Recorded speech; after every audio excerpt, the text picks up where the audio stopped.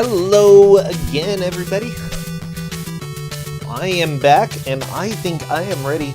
You know what? Let's go ahead and do our game reveal for now. So, honestly, a lot of people here are going to recognize this game, for better or for worse, because it's something that I've played. And it's something that I ended up having to race in Kusogrand3 myself. Yeah, that's right. We're talking about Tintin in Tibet. Now, Tintin in Tibet is a game based off of the classic story, okay, of Tintin going through Tibet. Made by Infogrames, the Armadillo Company. And yeah, we're going to see a lot of Tibet. So you can bet on that. Now, they're not going to be able to finish this game in 2 hours, and I can promise you that, because it took me probably about, 12 hours to beat this game. It is not a kind game. It is very rude to new players, and it's going to be a challenge for them to figure this out. Hello, Tristan! Has Infogrames ever made a good game? Yes, Alone in the Dark. No. I like that. They made NSYNC Get to the Show. Okay. So the answer is maybe. Shadow of the Comet, I have no idea what that is, but that could be it as well. That could be a good game. But you don't have hope in them? Is this the Tintin with Potato Intermission, or was that a different one? Potato Intermission is Tintin in Tibet, but that's the Game Boy Color version. Although this one might also have it. No, I don't think it does. Sorry, no Potato Intermission for you today. That's a shame. Well, even then, there's no chance that we would see it. It would probably take about 10 hours to get there. And I'm not kidding you, like, seriously, it is a brutal game. I was actually going to ask if you were serious about 10 hours to get about halfway through. Yeah, 100% serious.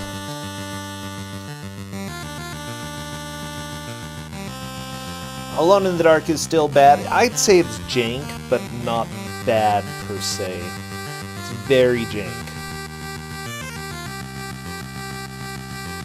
Well, that was in a former match, and I believe, was it Cadus that was a zombie and read all of the journals during the match? I believe so, yeah. Doing the Lord's work. Oh, it wasn't Cadus? Maybe it was Faizu, I don't remember. I know that Faizu chose the game. Okay, you were actually a competitor in that, gotcha.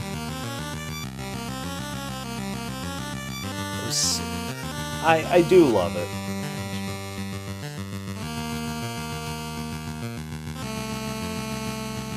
Giving us that dank lore that we would not have been able to witness if not for Cadus's sacrifice. Boy. Thank you, Cadus.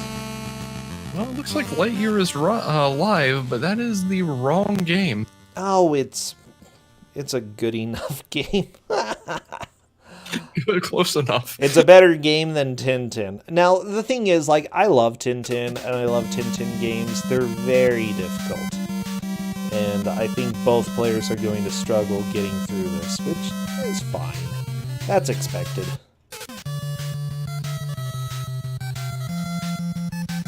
Have you played any of them, by the way? Or are they something you've never touched? Tintin games, I had one in my Kusogrand3 gauntlet, and I don't remember which one it was. It was the one where you have to do the climbing up a snow-covered mountain, and you have to give grass to, like, buffalo. And you have to give grass to buffalo. Oh, Toon, thank you so much for subbing. It's been 3 months now. Oh, yeah, I know that stage. Okay, I'm just gonna wait for LiteYear to get ready for me to capture him, and then I'll be able to do that. Wait. So I've played exactly one level of one Tintin game. Yeah, that level is actually pretty difficult, honestly. Like, I was surprised that people were able to get through it so quickly.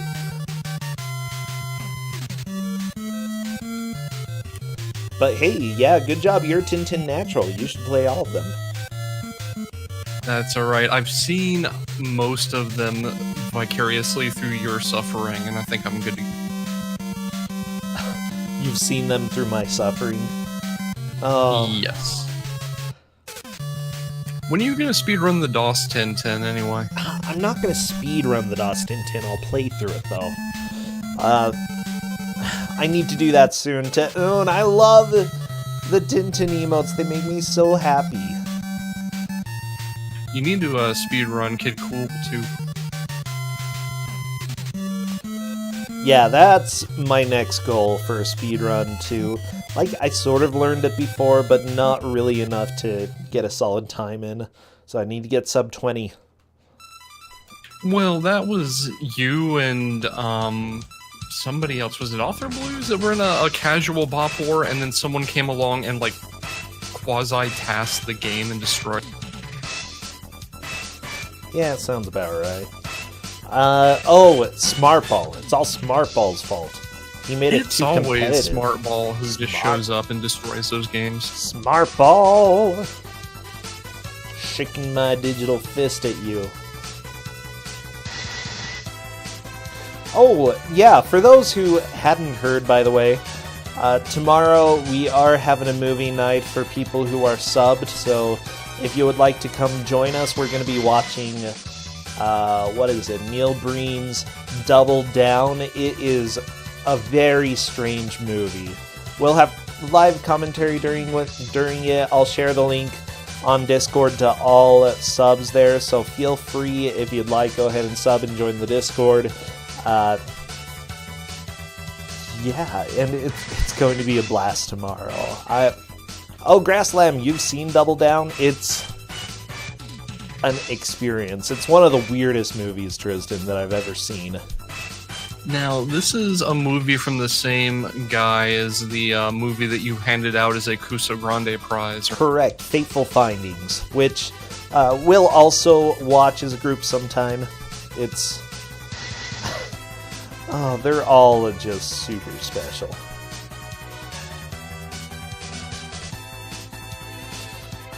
But yeah, Double Down, I think, is the strangest one out of them. It's his first movie, and like, you can definitely tell it's a first movie.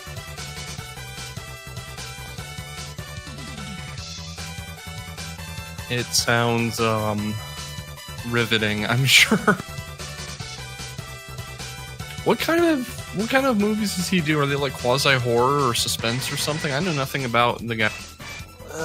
Quasi-horror, suspense. I can't really tell you the genre of this movie, but that's because I can't really tell you the plot. I don't understand the plot.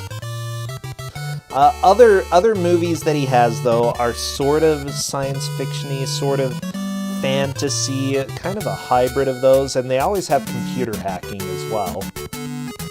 Oh, good. Hollywood hacking. Great. Oh, yeah. There is one where he's essentially an alien Jesus. Yeah, thank you, Justin. Justin says they're accidentally horror. That's not very nice. But... oh, thank you, Karo Z, for subbing. But yeah, it's going to be an experience for people. I'm excited to watch this. Oh, Hackstralian says Alien Cyber Jesus. Yeah, that's more accurate, actually. Because he has a chest made out of... he has a motherboard for a chest. Oh. That just seems weird. Oh, no, it might... oh. He had sticks of RAM like taped to his arms or something. It's good stuff. Jangle Storm, thank you for the raid. Come join. Yeah, Breen time tomorrow is gonna be so great. Okay, let me go ahead and see how audio sounds on Chris and Keith's side. That sounds pretty darn good. Oh, this music. One thing I can say about the Tintin games is the audio is at least not awful. Most of the time. Yeah, the Game Boy Color and Game Boy games have fantastic music. The music in the Super Nintendo versions are, you know, it's okay, not as good.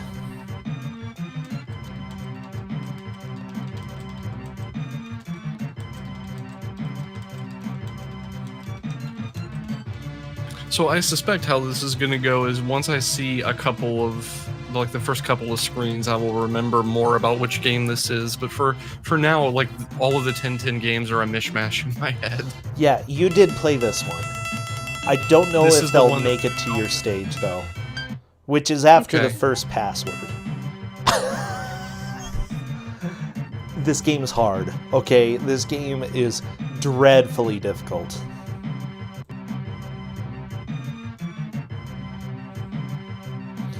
Okay, we're just waiting for them to let me know when they are ready.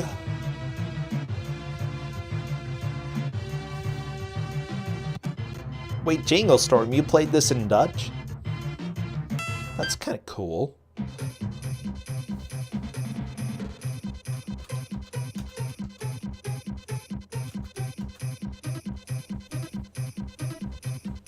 Okay, looks like LiteYear is ready. So is With Chris and Keith.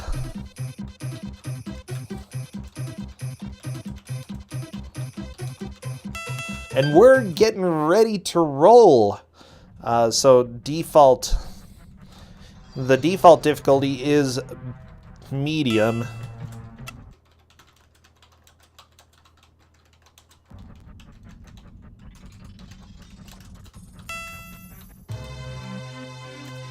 Okay, wish them the best of luck. They won't see you in chat. At least they better not. So I'm doing the countdown right now, and we're going to see 2 hours of Tintin in Tibet. Oh boy. There's no luck in Tintin, there's only skill. Gotta have that hair, the style and hair. So, remind me, what are we looking at here in terms of lives and continue? They have 3 lives, no continues. So I think 3 lives extra and then lives. back to title screen? They die 4 times, they go back to the title screen. Yeah. Okay, All with right. Chris and Keith taking a lot of damage right now, thing that they need to figure out first is that pushing down will move them to the front of the screen. That's a very easy way to dodge children. It sounds dumb, but that's how it works. Okay, LiteYear has learned how to move to the front plane. And you have to use that for the children. With Chris and Keith still trying to jump over the children. Gotta experiment with controls a little bit. Honestly, though, it's gonna be a tie until they learn how to pick up boxes. I told them that you can pick up objects, certain objects in this game, so they'll have to figure out how to do that. Took Author Blues and I probably 15 minutes or so. Oh yeah, this is all coming back to me now. This is not a good game, Monster Fiskin. You are so wrong. Okay. Yeah, this is pretty strong Kusogrand. Tintin as a comic and a cartoon is amazing and was like groundbreaking in its time. The game, with Chris and Keith doing a full reset. Okay, LiteYear jumping across some boxes. Now, LiteYear has made the most progress so far. Chris and Keith going to be able to make it pretty quickly as well. LiteYear sees that the bridge is out, or the train track is out. so what you do here is just make a flying leap, right? No.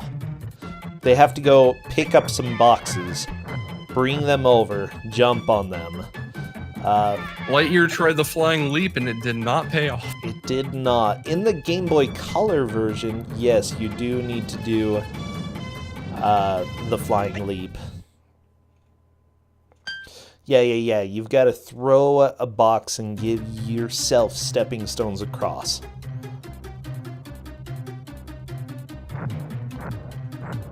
Yeah, honestly, I would say that the graphics in this game are stellar.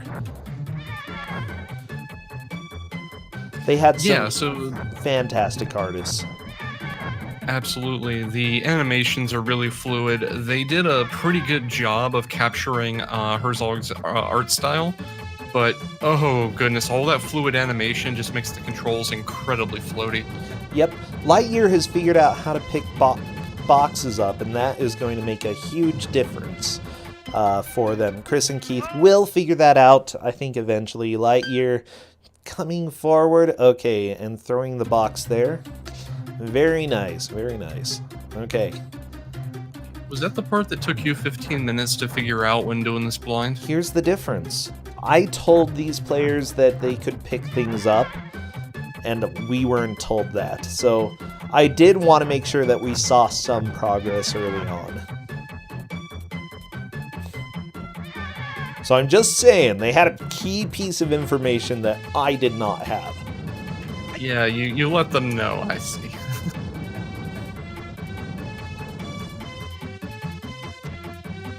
Okay, Chris and Keith trying to do a running jump.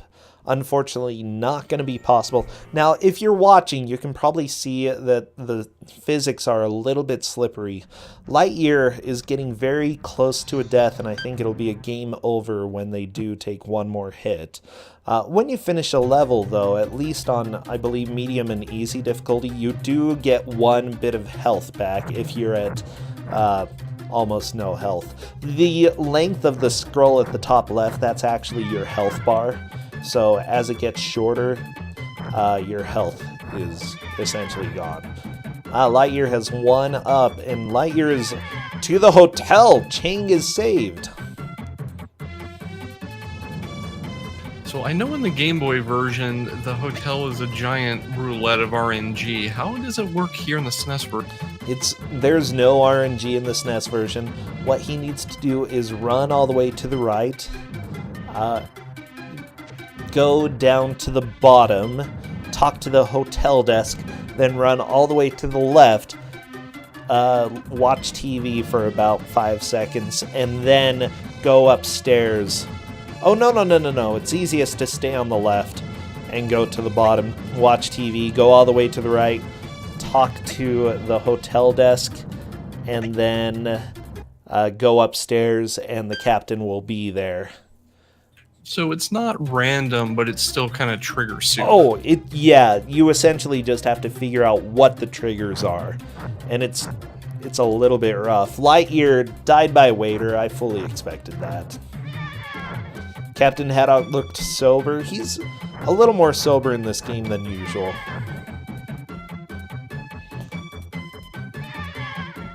Okay, yeah, this is the kind of game that can...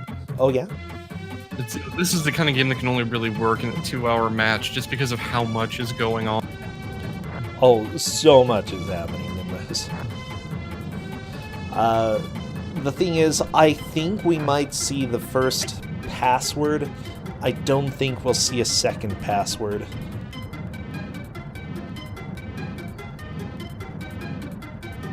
I hope we see the luggage train, but we probably won't. That is in the other Tintin game, actually. There's another Tintin game. There's Yes. too many Tintin games. I can't keep them straight. That's Prisoners of the Sun. Yeah, that has the luggage train. Oh my gosh, Chris and Keith. They were trying to get a little extra health, but because they didn't quite figure out the jump... By the way, background objects are a little bit confusing looking at times in here. And there are some background objects he needs to jump on. So has Chris and Keith figured out the throwing the box onto the rails?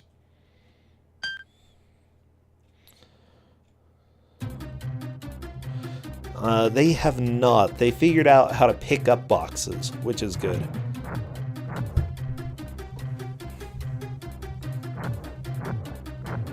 Okay, so hopefully we can see that from them soon. I can understand how it's a little confusing because you try to jump or you try to walk across that and you fall, so you just accept that this broken train track is pit, there's nothing there. And maybe it doesn't come to mind that, hey, if I throw a box here, it won't fall through, whereas I would. Yeah, it does not look at all like it's something that you'd be able to walk on. Chris and Keith has the idea that I had the first time that I was playing, which was take both boxes. I can't blame them. Maybe. Oh, okay. I think Chris and Keith thinks you need to climb on top of the train, which you can, but it's only for extra health. And they don't realize that one of the background objects is actually something you can jump on. Part of the cliff. Oh, that's death steam. by steam. Oh, yeah, that happens a lot.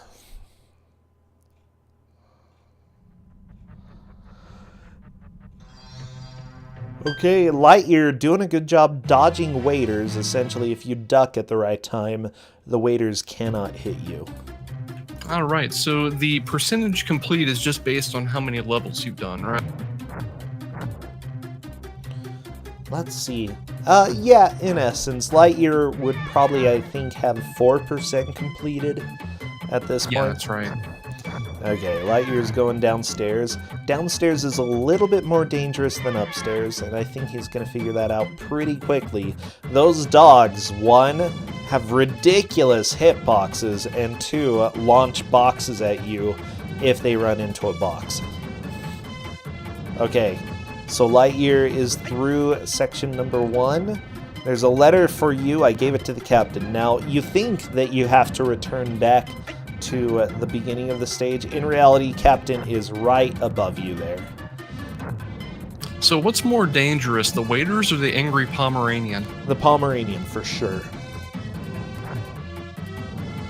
And you can move to the forefront, to the front of the screen in order to avoid the Pomeranians. Might not be the best idea. Let's see. Chris and Keith trying to figure this out.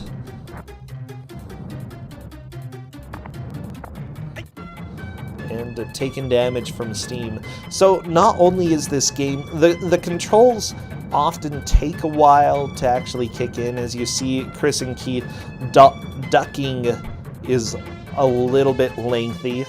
but you'll also see that they pretty much always have ice physics when running.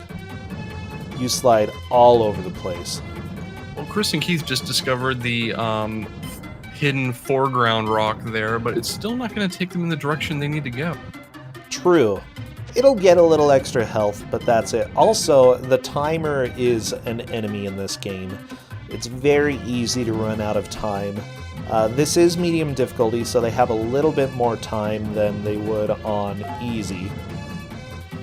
There we go, Chris and Keith. They've found out that that's about all you can do there.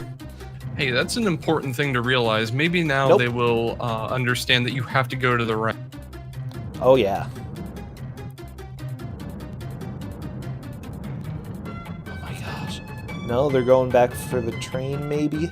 Okay, LiteYear is moving on past the maid. LiteYear is making some pretty solid progress. Watch out for the Pomeranian.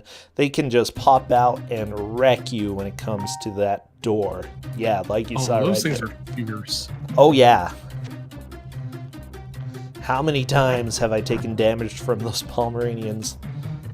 Too much to count. Watch out, LiteYear! Oh, jeez. Okay. I love Tintin games because the most mediocre things murder you. Oh, absolutely. Hey, I've taken damage from Pomeranians in real life, so taking damage from a Pomeranian in a Tintin game is absolutely not far-fetched. My family always had Pomeranians when I was growing up. Oh, LiteYear is going back to Captain Haddock, at least where he saw the captain at the beginning of the game. Right line of thought, wrong location, to tell the truth. Run into the wall, LiteYear! Run into the wall! So this is something that both racers are going to have to learn, so I consider this making a little bit of, like, not for race scoring, but just in general making a little bit of progress to understand, oh, I have to go find Captain Haddock, and oh, he's moved. Now LiteYear doesn't ever have to go back there. Okay, LiteYear, or with Chris and Keith, got a little extra health. LiteYear is out of time. Professor Calculus. Professor Calculus, 4% completed. That's always good. Okay, Chris and Keith trying to figure this out. Just throw the box! Yeah! Figured it out, yeah. Except he's trying to take the second box, and this is not going to work. That's how I did it when I was doing it. If he can throw the box in just about the same area, though, it'll make a larger platform, and thus it'll be harder to actually fall down. Well, or do that. That's fine. Yeah, that works. Whatever, I'm not a cop.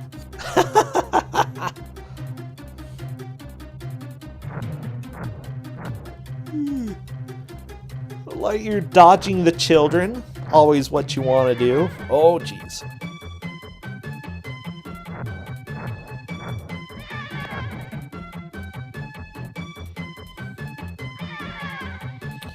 So many children.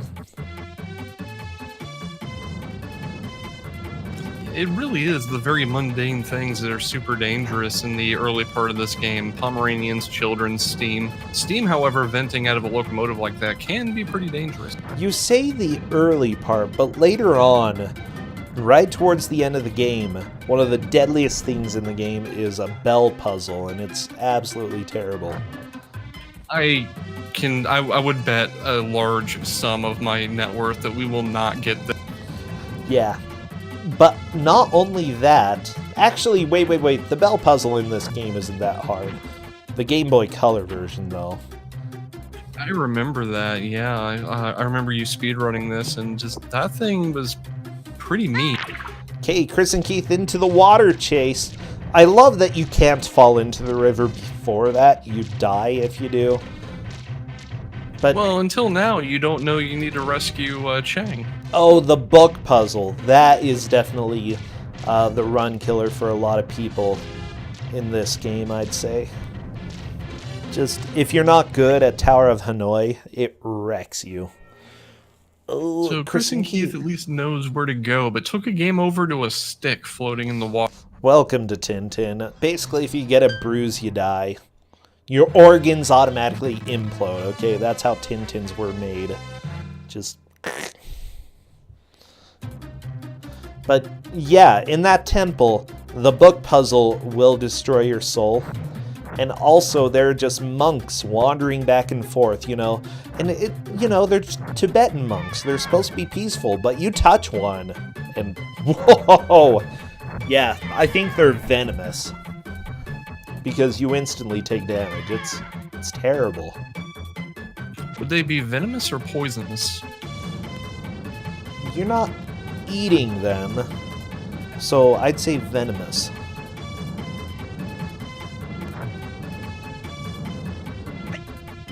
Yeah, it's venomous monks. I mean, at least I'm not eating the monks. Are you eating the monks? I can say that I have never eaten a monk, unless I have accidentally. That's nice of you.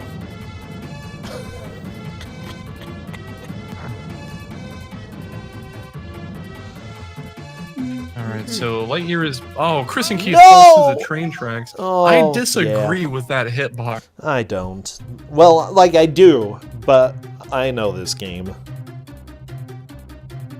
So, LiteYear is back in the hotel, and I suspect this will be a better go of it, because he's now aware he doesn't need to go back to where Haddock starts.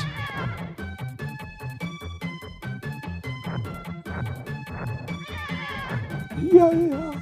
I love the kids yelling, LiteYear, just trying to figure out where to go now. At least they do know that Haddock moved, so it seems. Now, I think dodging the dogs by moving into the foreground is actually not the best way to do it. LiteYear was able to make it work, but just jumping over the dogs is usually better. The hitbox is still really, really dumb. Okay, LiteYear, one of the waiters turning around, the other waiter just continuing on. It's like they're confused. Where am I supposed to take this food? Someone ordered it. Where do I go with my food? Wow, the average person eats 14 monks while they're asleep over their lifetime. Just so you know, Tristan.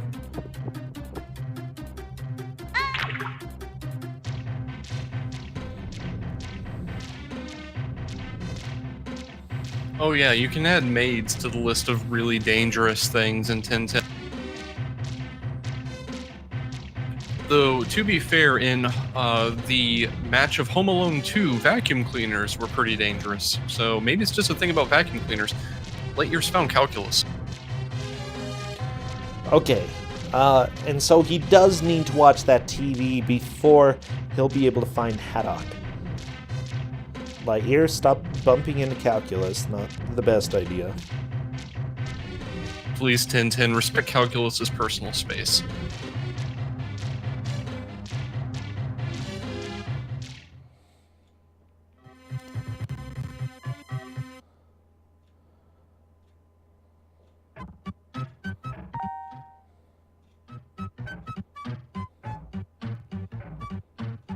Oh, we're on to the hotel with Chris and Keith. We're starting to get a little bit more tied. That's gonna be good. LiteYear's about to meet Professor Calculus again. There we go. This timer is rude. Oh, yeah. It's not the nicest.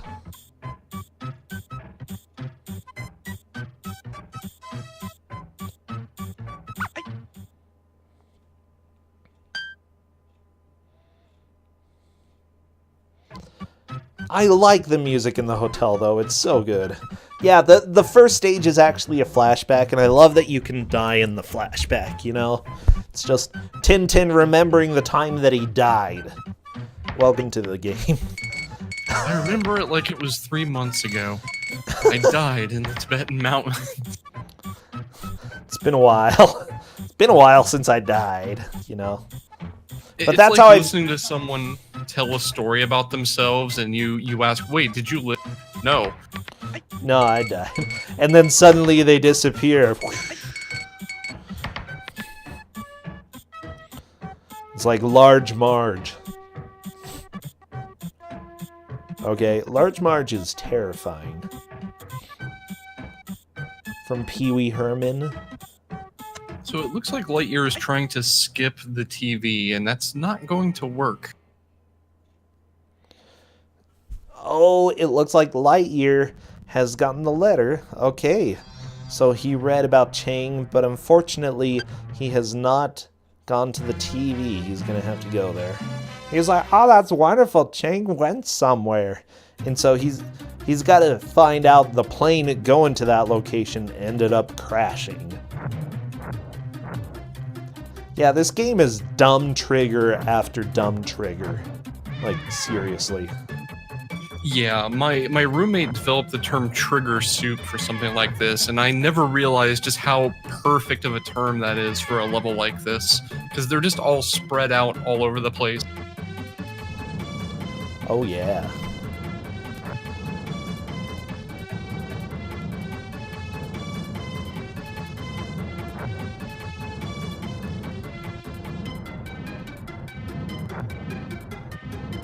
Okay. So, Chris and Keith, luckily, they know how to get through this level fairly easily. Now, there are going to be 4 levels that they have to complete before getting a password. Oh no, LiteYear, Tintin is really sad. So he's going to go to his room and fall asleep. Okay, LiteYear is actually making some pretty steady progress. Okay, and it's time for them to move on. Flying to Kathmandu. Oh yeah? So yeah, it's probably a little clear from having watched LiteYear go through that level, but basically you have just enough time to hit the 3 trigger points you have to hit before time runs out, and there is no real indication of where they are when you come into it. So it's actually really impressive that LiteYear was able to get through that so quick. Correct. LiteYear is trying to go down the stairs, but unfortunately that hitbox is really difficult. Ooh.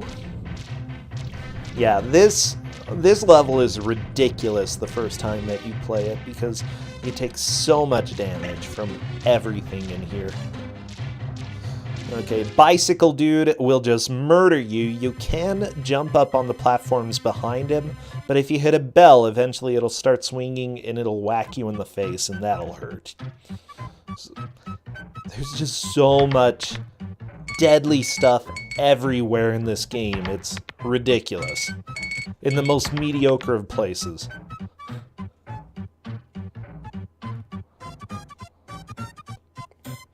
Yeah, it's either 4 or 5 levels before you'll get a password. Chris and Keith trying to go past the books.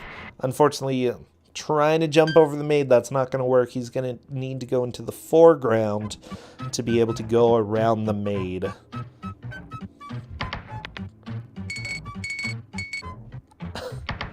So yeah, what are your thoughts about the game so far, Tristan? I mean, have you seen it before? I have seen it before. My main problem was remembering which of the Tintin games this was, because I've mostly experienced them through your stream and maybe 1 or 2 people that are doing like every SNES game challenges playing through it. Yeah. And now that I remember, I mean, it's one of those games that's great to watch, but I wouldn't want to play it. Yeah, it's actually a really enjoyable watch, but it's so incredibly difficult.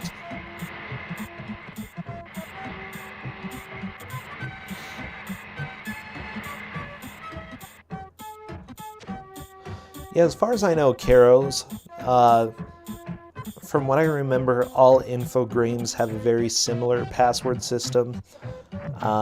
They're not exactly the same, but you can tell that they sort of have the same system. And yeah, I'd say that at least this game is kind enough to give passwords, though a continue that starts you on the same level might actually make a bigger difference, at least early on with this game. Yeah, this is going to be a race of breakpoints, where a racer gets to that first password and suddenly the game changes for them because they don't have to think about the first half of the game anymore. Or the first half of the race, I should say. Yeah. I'm glad that there's a password system, and once you learn the levels, you can get through them fairly quickly. You just have to remember what's going to damage me and how do I avoid that damage. Spoiler, the answers are everything and there's no way. I mean, more or less. Chris and Keith just following the waiter. Yeah, watch out. He wants blood. I love that ducking is enough to keep the waiter from murdering you. Well, I mean, he's not trying to hurt you. He's just whacking you in the head with his platter, which he's carrying high up. So you just duck up. Oh, yeah, it's true. It's a very high up platter. I mean, yeah, if I were carrying something that big, I would probably want the person in front of me to duck. Okay, Chris and Keith just trying to figure out where to go. Essentially, there are 4 corners of the stage. Go to bottom left, bottom right, then top right. If you can do it in that order, you're solid. Okay, Chris and Keith gonna run out of time right now.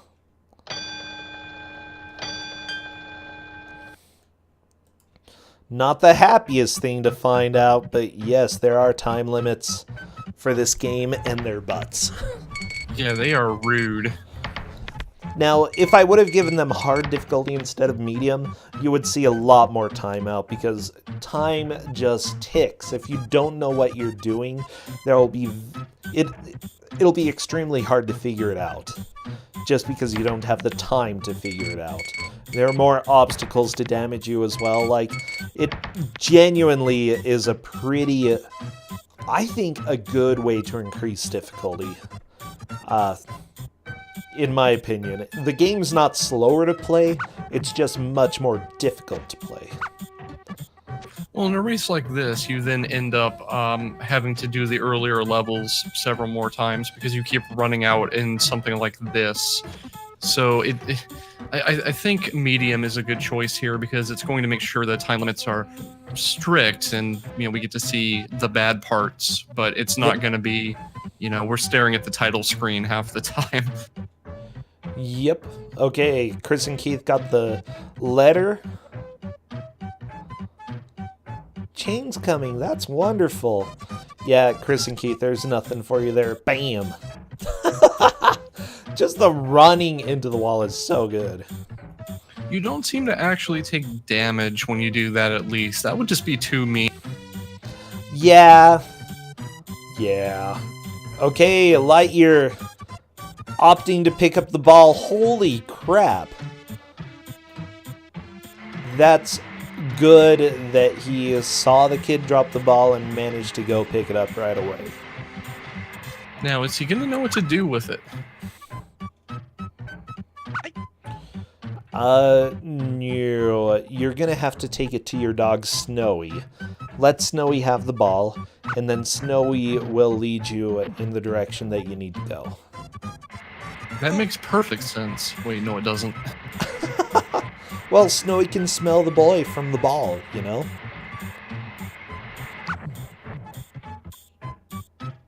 No, LiteYear! Chris and Keith, they're going to finish this stage right now, but not very much health, and I think they'll only have 2 lives for the next section, and then they'll be game over. Okay, later. So on LiteYear's side, this cyclist was slowly moving toward him, and he couldn't find the 1 pixel that would let him go down the stair. It happens. It's really difficult to go down the stairs in this stage. So yeah, I would say that if you like Tintin at all, the Tintin games for you are going to be the Game Boy and Game Boy Color games, because they're well made. They're fantastic. These games definitely have more rough spots. We actually had the Game Boy games on Kusogrand3 because we're like, it's Infogrames. They're still... Oh! Whew! I'm sorry, I almost fell backwards. Okay. Are you okay? I'm fine. I'm fine. I lived. Good, because I wouldn't know how to commentate the rest of this match by myself. Oh. Hi, Justin. Apparently, Justin is blaming what I said about Tchaikovsky on that. No! No! Tchaikovsky's spirit is not haunting me, okay? At least I hope it's not. Stupid Tchaikovsky. Yeah, we can blame Koal for that one. Koal?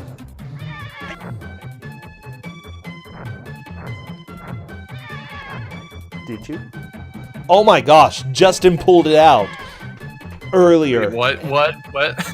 Okay, so you know you have that lock in office chairs that make it so that you don't recline all the way back, right?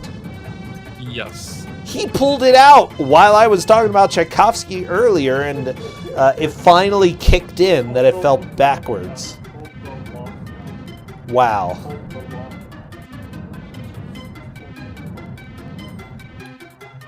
Yeah, so that's my life right now. I was sabotaged.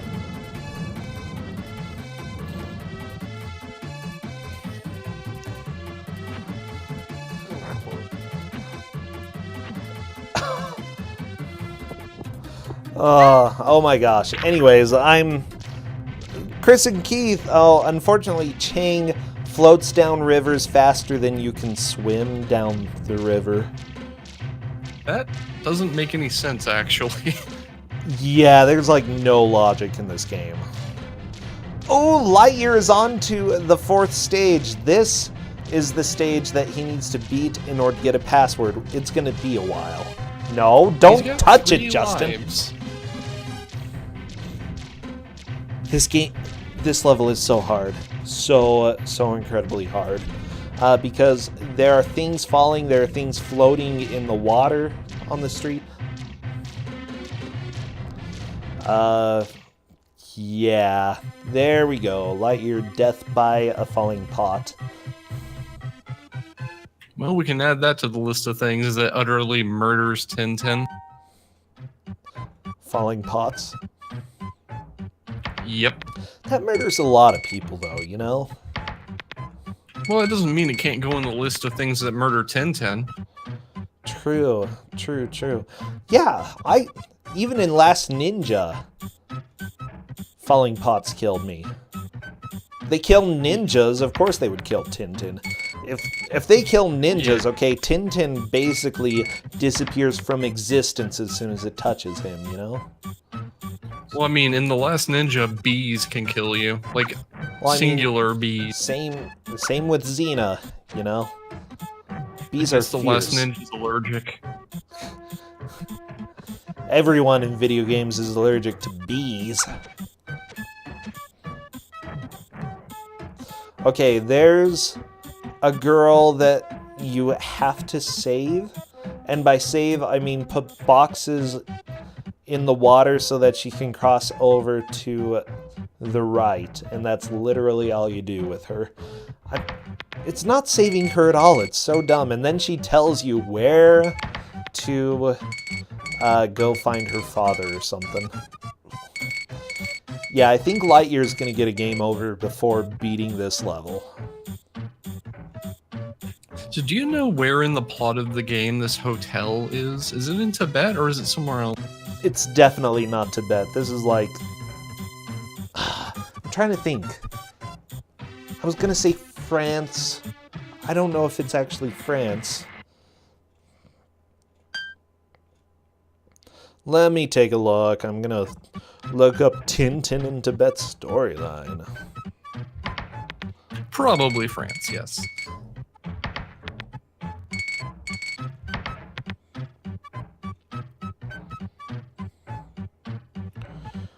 Okay, so here we go. Yes, they're in the French Alps. Okay.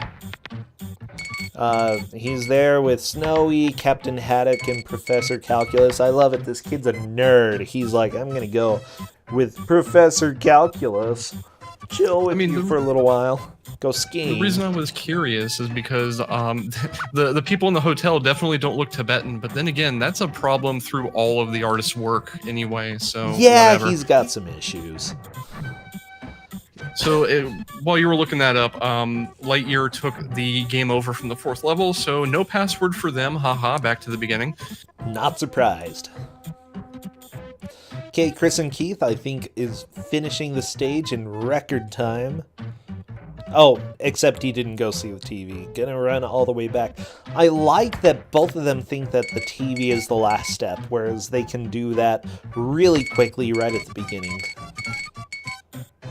Yeah, you pretty much just need to do the 3 points in the 3 corners of the level in any order, right? Yeah. I guess you would have to talk to the receptionist before you find Captain Haddock, but aside from that, it's any. Okay. I'm just checking out all of the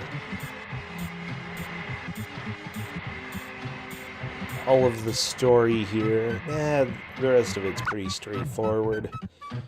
Blah, blah, blah. Oh, jeez.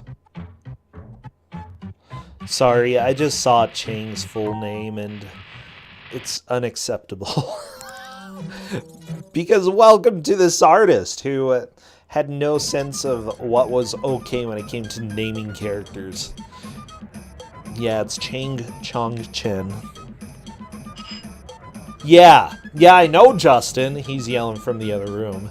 It's not okay. To be fair, to not go too deep into this, later in his life, he actually acknowledged that a lot of his work had problems and made some efforts to do redone versions that corrected them. But a major character's name you kind of can't fix. Aw, that's really nice. That he looked back on it, you know, and I do think that you can say it's a product of the time to some degree, and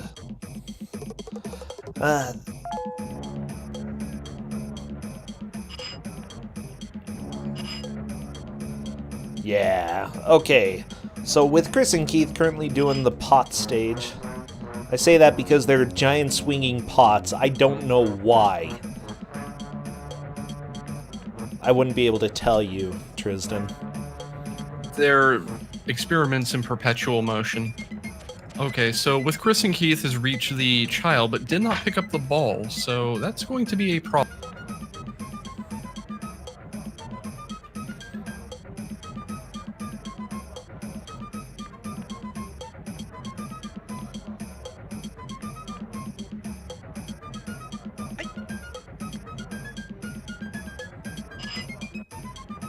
So at this point, if I were LiteYear and I have experienced the first 3 levels multiple times, I would probably put some effort into reaching level 4 with a full complement of lives at this point, because are they aware that's when the password will be acquired?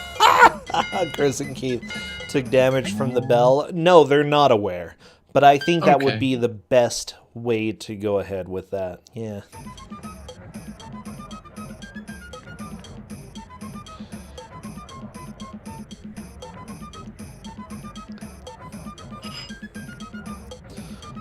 Honestly, once you know where to go, you can definitely get through at least the first 2 stages pretty easily without taking too much damage.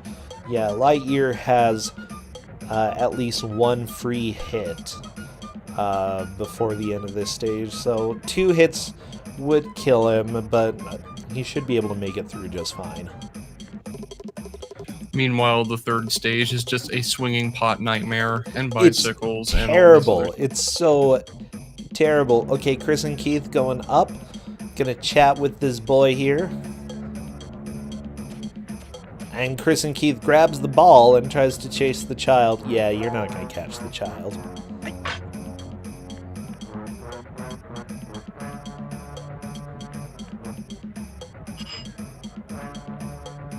But at least he picked up the ball this time. Yes. Getting the ball is pretty huge. It took me a while to realize that I was supposed to grab the ball. Now, I'm really bad at playing games, though. Especially when I play new games that have any of these stupid little puzzle elements. Hey, but also, you and me both. They didn't even teach me how to pick things up at first, so whatever. It seems to me like the game tries to do that, like, teaching by doing thing by presenting you with a barrier that you can't cross at the very beginning of the game until you learn how to pick up and throw objects, and it doesn't do a really good job. It doesn't. Because Like, if you had never actually read the story or seen a movie of it, you wouldn't know where you're supposed to go.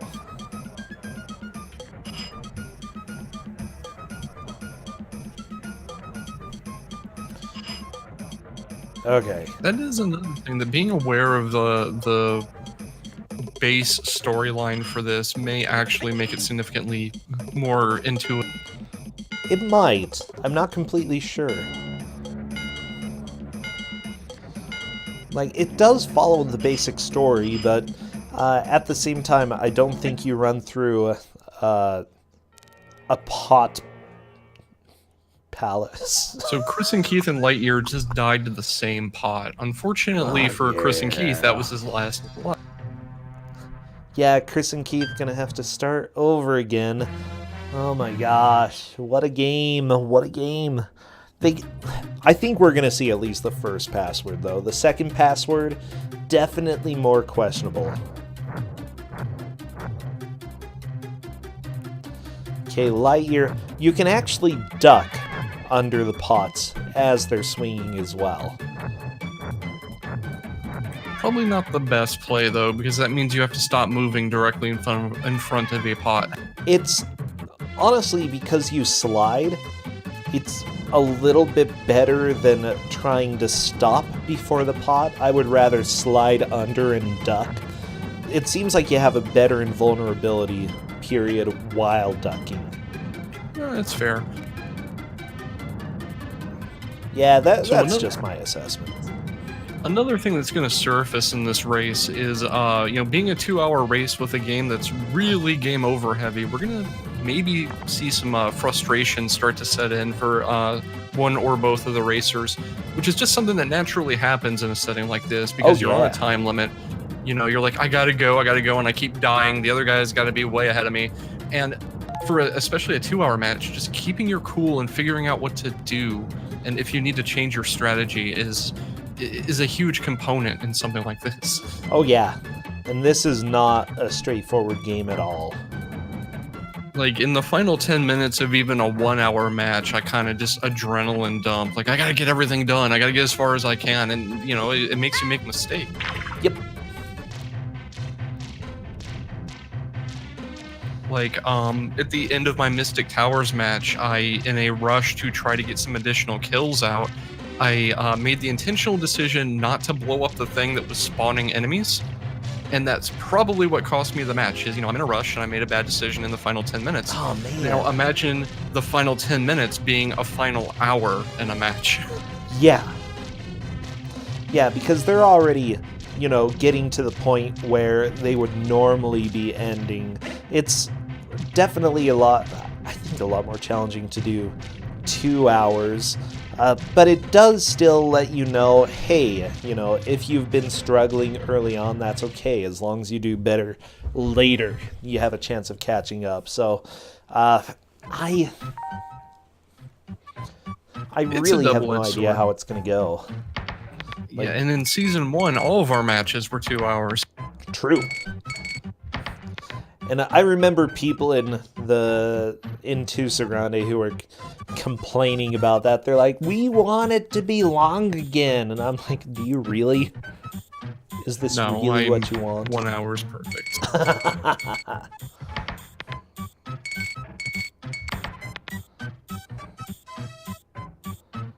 You could find a mammoth in the last 15 minutes or something. Exactly, Cadus.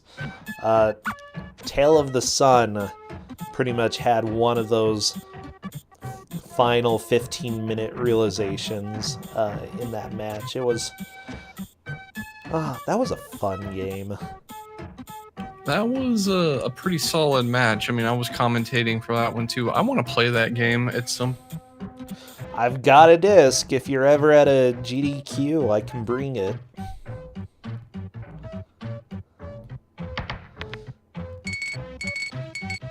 Fun and nightmarish? Yeah, that's an accurate assessment of the game. So neither racer has figured out rescuing the child here yet. I don't know if Chris and Keith has gotten to level 4 yet. Nope. They haven't. So it's just on LiteYear to figure this out at this point. Yeah, and it's going to be frustrating because it'll feel like he just needs to get to the end of the stage, but you gotta do some things before you get there. But because of how fast moving most of this stage is, it really feels like there shouldn't be any other triggers for the end of the stage, but there are. 'Cause it's so good. Fast moving, including the falling objects. LiteYear taken another game over there, so neither of them have gotten a password at this point. Oh geez, sorry I missed the message by Chris and Keith. They're not. They asked if they were missing any passwords, and no, they're not.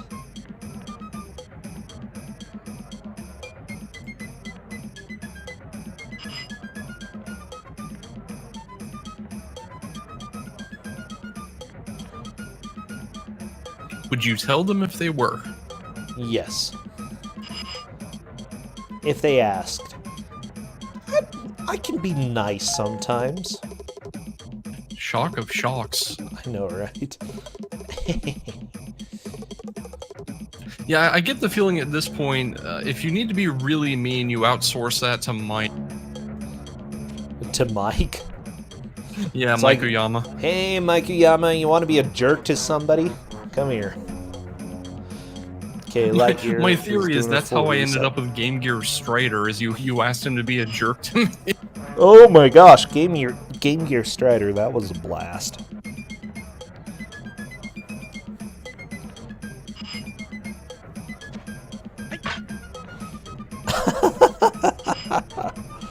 Okay, Chris and Keith, I think they're gonna beat this stage this time. They've got the right idea going. Honestly, following this bicycle dude is working out pretty well for them because he's causing other bicycle dudes to not spawn, but as soon as he's off screen, you might get others. Yeah, that's a pretty solid strategy. The downside is he's pretty slow. Hey, consistent is better than fast. Oh no! No! The cow! And also Bicycle Dude decided to turn around, because why not?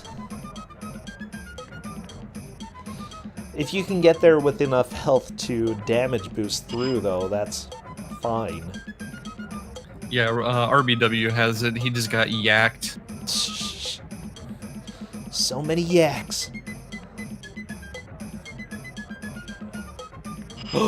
There's a 3D Tintin game from Infogrames? Oh, Oh, wait. no. And apparently the gameplay is similar to these two? To this and Prisoners of the Sun? I had the momentary mental image of a 1010 FPS, and how would that even work? Oh my gosh, I want a Tintin FPS. You just want like a 1010 mod for Unreal Tournament, don't you? That would be amazing. No, Chris and Keith, don't follow the kid. The kid's too fast. Kid's Who gone. made it? Who's leading right now? That would be LiteYear has gotten to level 4, and Chris and Keith has been stuck on the current level they're on. It is still a pretty close match, though. Let me just say, I think- Kathmandu is very aggressive in the ways that they set up shop, you know? Oh, absolutely. You got these shopkeepers who swing pots into the alleyway to make people stop and look at their wares, and you have like angry bicyclists and yaks sitting in the middle of the road. And it's, you know, it's some pretty aggressive shopping. And I've been to like electronic stores on Black Friday. It's got nothing on this. Like, I can honestly say that I've never seen a yak in an electronic store on Black Friday, but maybe it'll happen this year. I don't. I would agree with you. Oh, geez. I hate going and shopping on Black Friday because at this point, it's mostly on Thursday at like 5 No. p.m. Now, I have seen the Stampede at an electronic store on Black Friday. Really? Yes, that was not a pretty thing. Oh, I'm just trying to think. No, I Was just it a have... yak stampede? No, it was a human stampede. Yeah, I avoid go into stores on Black Friday. Well, at least... LiteYear is in the lead right now, Smarmadon, by about half of a level. Yeah, but not too far ahead. With Chris and Keith could honestly catch up with this continue if they continue playing well here. Now, absolutely. I see think we're Chris going and to Keith see ducking, and it's working I think we're out. going to see whoever gets to the first password first is just going to motor ahead, and then we're going to have a pretty clear gap between our racers for a bit. But honestly, the level that LiteYear has gotten to is extremely difficult. We didn't see anybody get past it during the time that we had an hour match of this game, so I'd be surprised if we see somebody get past it in the next 10 minutes. Ooh! Chris and Keith taking a 2x4 to the face. Luckily, there is a 1-up to the right. Oh, that's pretty valuable. That now, also gives you a full health refill. And Chris and Keith is going to find out Snowy is up there. So they're just going to have to loop back around. That's okay, a 1-up is probably worth that. Now, do you know if that 1-up respawns if Chris and Keith were to die on this level? I don't believe it does. Typical infogrames. Just go! Chris and Keith, just go! Okay, good. You made it to Snowy. Yeah, okay, so obviously I need to beat all the other Tintin games. Absolutely. LiteYear! Don't whack yourself in the face with the bell. Okay, Chris and Keith onto ice. This was the major wall for me, okay? I had such a hard time with this stage.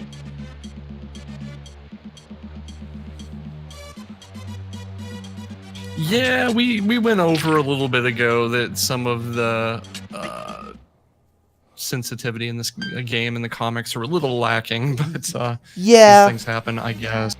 It's a product of the time. Yeah. Oh, yet another reason why this belongs in Kusogrand3, I guess.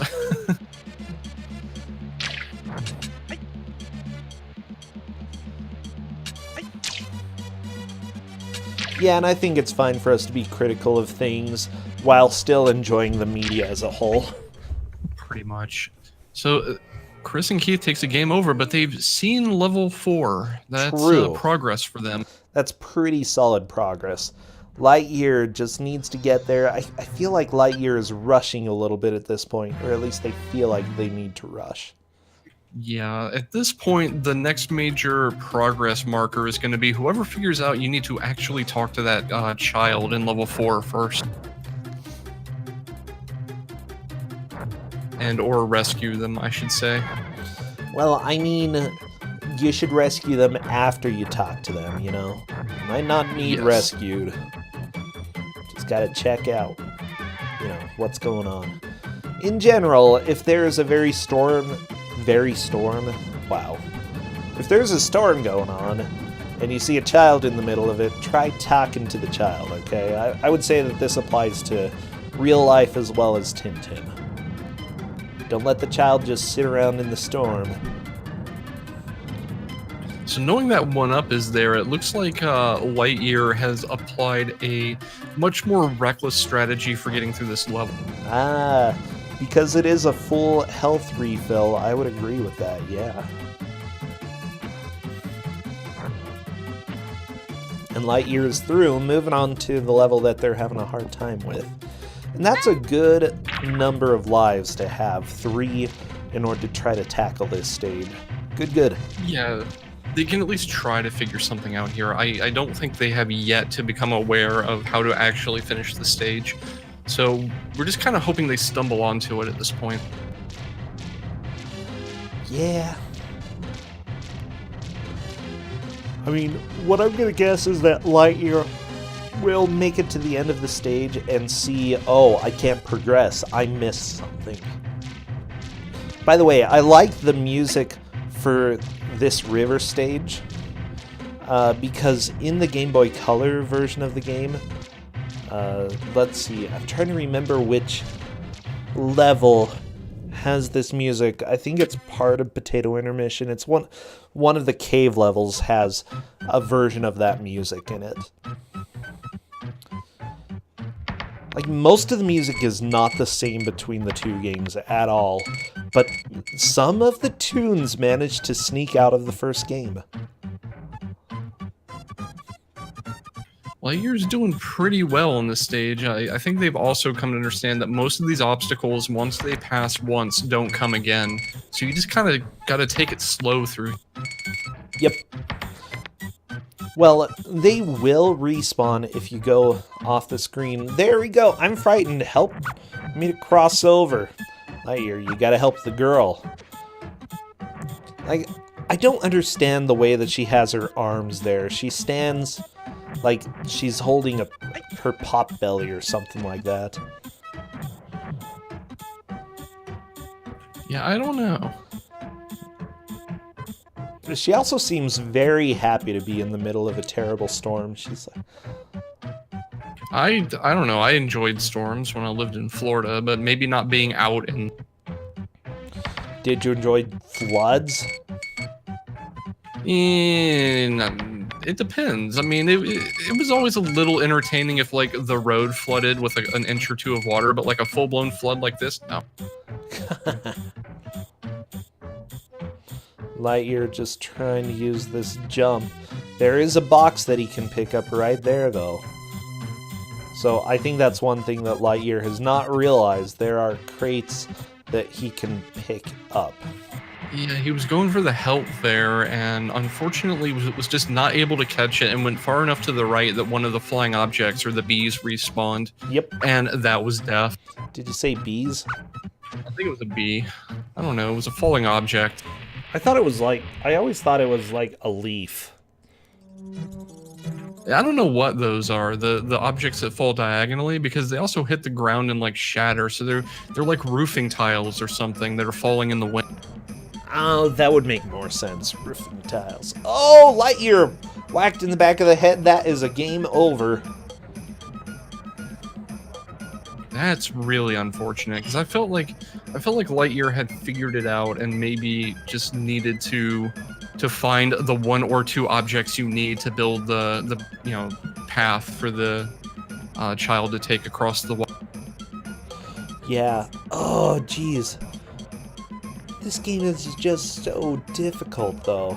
It's so hard.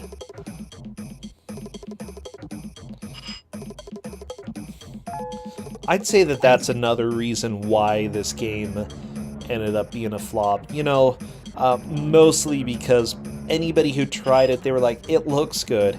It's absolutely impossible to play. Yep, that's my take on it. Is, like I said before, it's great to watch, and I wouldn't want to play. Yeah, I think that it's just so hard, especially if you've never played it. It's so hard to get through, and you get so frustrated. LiteYear accidentally choosing French, not English. You know, that's probably okay. Not really.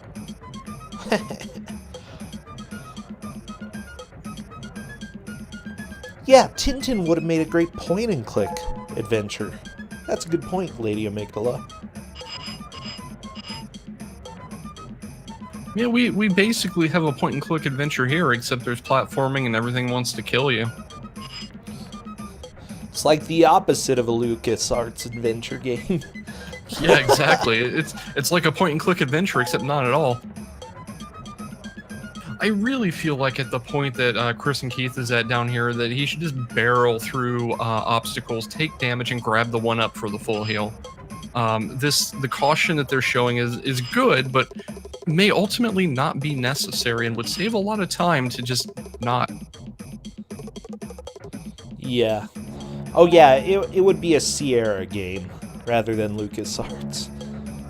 Good old Tintin King's Quest. Thank you for playing Tintin. As usual, you've been a giant pant load. Wait, no.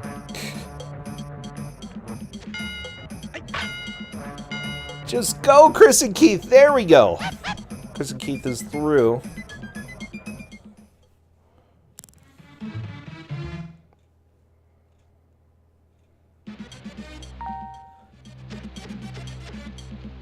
Okay, what can Chris and Keith do? We're almost at the hour mark, by the way.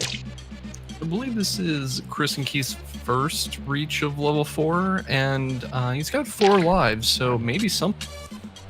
He got here once before, but didn't really do much, you know? Right, he got here and then immediately died is what it was. Yeah. Got it. So, yeah. He's going slow. I like that idea. Because One that's hit from death. the opposite of what I did when I got here. I tried to go through, just run and jump, and yeah, that was not working.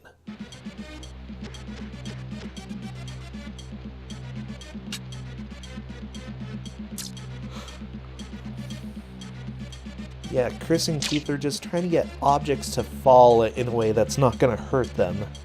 Good idea That's for what now. you gotta do. I don't know if the timer is going to catch up to them, though. You know, at this point, without even understanding what you need to do to finish the level, I would be fine with just getting as far as I could, and if the time runs out, the time runs out. Yep, I'd agree with that. Just see if you can figure out how to get through certain sections, how to dodge things. As long as you're learning about this stage, you're doing fine. And also, Chris and Keith could potentially take the lead by starting to help the little girl. There's the box up there. Okay, he's going to talk to her. Help me to cross over. And Chris and Keith trying to pick her up. Not going to happen. Yeah, I mean, if we're gonna granularize the lead based on, you know, something that's small, just having the girl move at all would be the lead for Chris and Keith. Yep.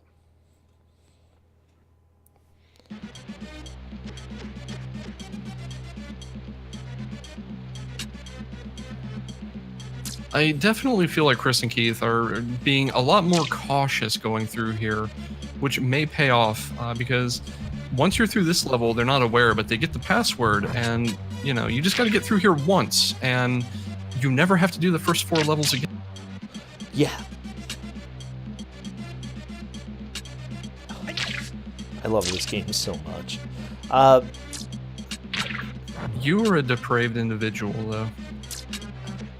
I don't know, there's just something about, because these games are charming when you're watching them, you know? They're just so adorable. You're Tintin.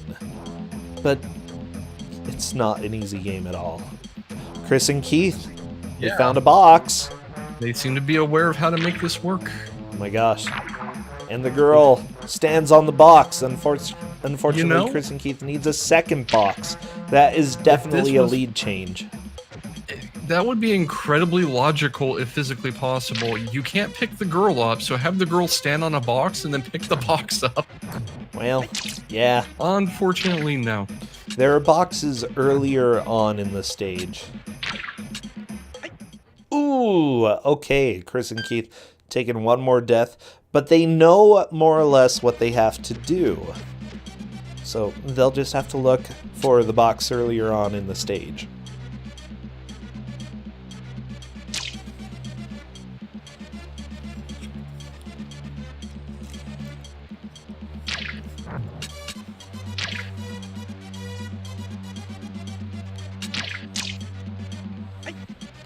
Yeah, I actually really want to play this on console, though. Eventually, I'll get a PAL SNES, I'll get a copy of the game. Like, I do want to at least try to submit this to a GDQ one time and see if they'll let me. I mean, considering that you can, like, hook it up to an OSSC, that wouldn't be impossible. Okay, You Chris, definitely gotta get the. You had Tintin in a recent GDQ and did cosplay for it, didn't you? yeah, that was one of the mobile versions of the game. And it's a lot easier to get Game Boy games working. Okay, Chris and Keith making solid progress. I like this. I like it a bunch. Okay, one more box, and the girl is up. Talk to her. He lives at the end of the street. Yeah, guess what? Tintin wouldn't have been able to figure that out if he would have just run to the right. Now, unfortunately, Chris and Keith is down to 1 hit. Just gotta be careful. Just gotta... Nope. No! Ooh, LiteYear is back to the level with 4 lives. So let's see what Yes. LiteYear can do here. That might be enough for LiteYear to figure out what's going on. Yeah, at this point, it looks like we're aiming for completion of the level for the lead change, which will also give LiteYear a password. Oh, man. And then we can see what else is in this game for, you know, half of a level before it gets stuck. It starts getting a little bit intense. Let me tell you. I can't wait. And actually, yeah, I forgot about one thing because I didn't think that we were going to see that far. We might still not see as far as I'm thinking right now, but if so, we'll have to see, like, I'll ask them to check if their diagonal buttons are mapped, or if diagonals work for them, because if not, it will be literally impossible for them to beat the stage. Now, see, that confuses me, because I had heard that, I think, during Kusogrand, where you had to have diagonals specifically mapped, but as far as I know, the SNES doesn't have a concept of diagonals. It only has a concept of 2 directions at once. And I'm wondering what is the problem that you have to have diagonals mapped? Well, it's just... Like, I do think that you're right about the 2 directions at once, but for some reason, some emulators would not be able to, like, take those inputs if it's just... I don't know. For some reason, it didn't work for certain emulators. Weird. Yeah, and I do want to point out that the colors for both of their screens appear incorrect, or one of them appears wrong. Off. Yeah, LiteYear's screen is significantly darker. So if somebody is using the wrong emulator instead of BizHawk, there's a possibility that they will not be able to do that stage. Well, considering that part of the rules had heavy-handedly suggested using the official BizHawk, that's kind of an own fault clause, isn't it?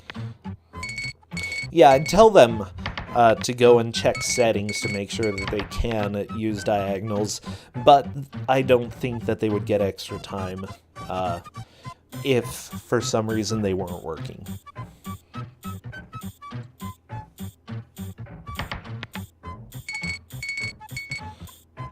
Essentially, it's use other emulators at your own risk. You can only lose time, you cannot gain time from using another emulator.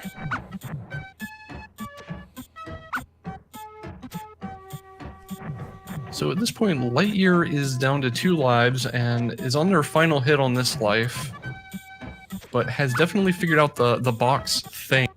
Yeah, that's going to be a good difference there. Let's see if LiteYear places it close enough. Yep. He just needs to go find one more box. It's earlier in the stage. Honestly, probably going to be best to die.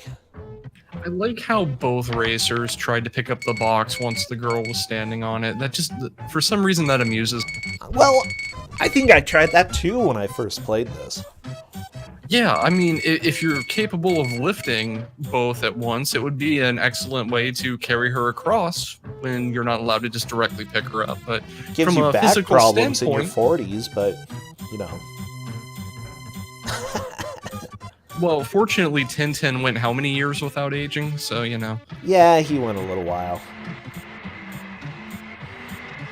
He also went a little while without developing a personality, though, so, you know, it's... Well, it's the blank everyman, you know? There we go, Chris and Keith getting to stage 3, LiteYear on stage 4. LiteYear just needs to get the girl across and finish the stage in order to take the lead here.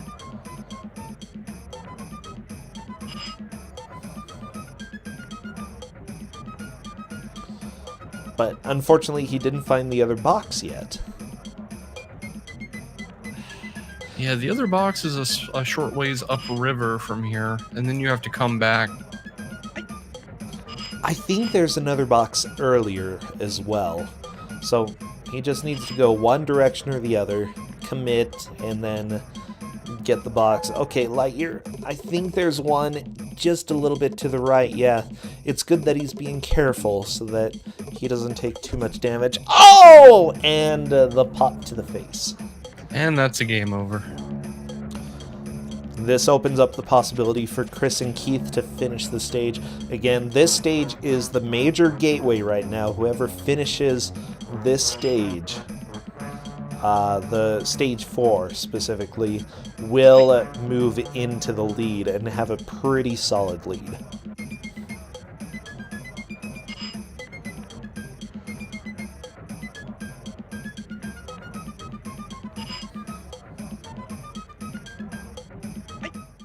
Oh, Chris and Keith. Unfortunately, the pot just touched his shoulder. Never want that to happen, Tristan. It's death. Yeah, you definitely don't want to take a pot to the shoulder. It's not comfortable. Yeah, had that happen once. It was terrible. I think I'm losing my voice a little bit. Well, you have been commentating 2-hour matches. Yeah, I mean, that's true. I'm gonna keep going. Hopefully, there's nothing... Hopefully, I'm able to just keep going and not lose my voice, but we'll find out.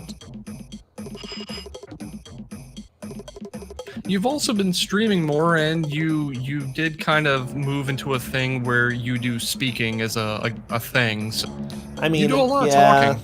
Yeah, I suppose I teach, I stream, I talk a lot. That's like the thing I do the most. So we'll find out if I actually do lose my voice. If so, teaching tomorrow will be a blast.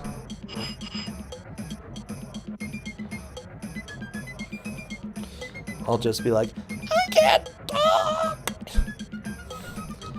If you're losing your voice, probably doing funny voices is not the best idea. Whatever. Well, it's fine. Yeah, and if I do lose my voice, I'll just put things on the, like, in a Google Doc and post and, like, point at it and then point at them, you know, so that I know that they're learning. To be perfectly honest, for 90% of my college classes, I kind of just wish the professor had shut up and sent me notes instead. I love it. Oh, I could use text-to-speech. Ooh, fun. I mean, I could. Okay, we'll find out. Well, Wizard, the first 2 years of my education was stuff that I learned as a hobby anyway. So it was literally just getting the paper and paying a bunch of money for it. So. Yeah. I mean, I'm not gonna tell one of my, like, 1,000 level comp sci professors that they are literally wasting my time, but they were literally wasting my time. Justin is here saying that they know they are. Not nice, Justin.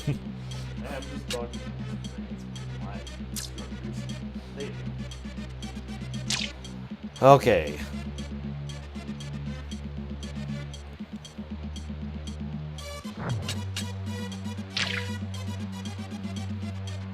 Yep. Yeah. WithChrisAndKeith is on level 4.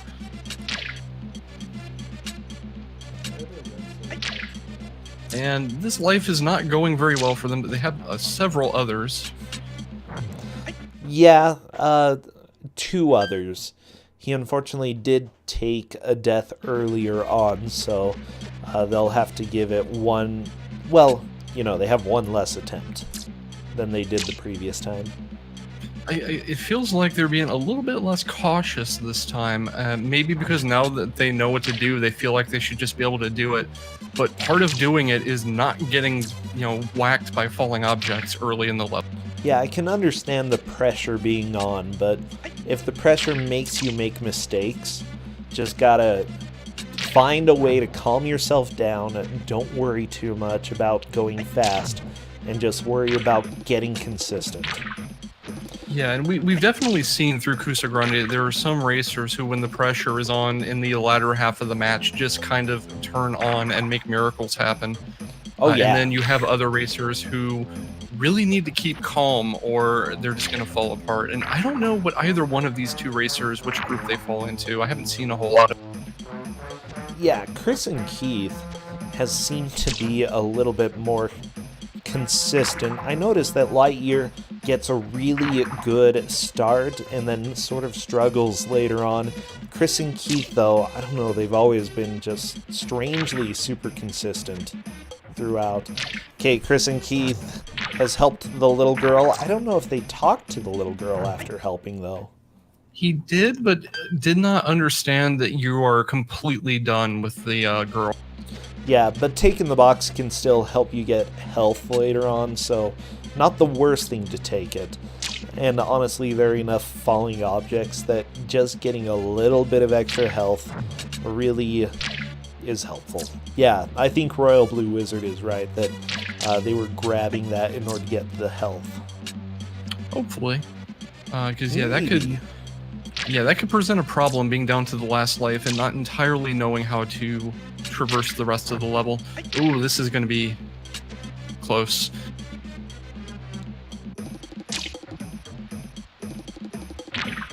Yeah, 2 hits. Ooh, 1 more hit, Chris and Keith. Oh, man. I knew it was going to be this level. That's the wall. It's such a difficult level the first time you play this game. This level's a butt. It's terrible. It's terribly designed, just like the rest of this game. And hitboxes are definitely a thing in this game. They're so bad.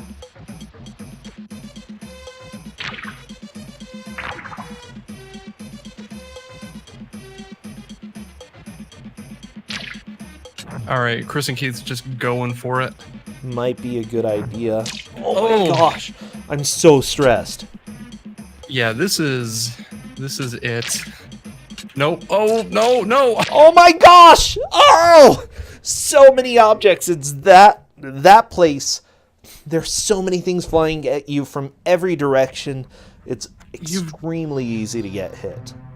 You've got to let that barrel go way to the left before you commit jumping over it, or you're just stuck in just this 3-way, like, death crossfire. Yeah, I think that Chris and Keith is starting to get a little bit frustrated.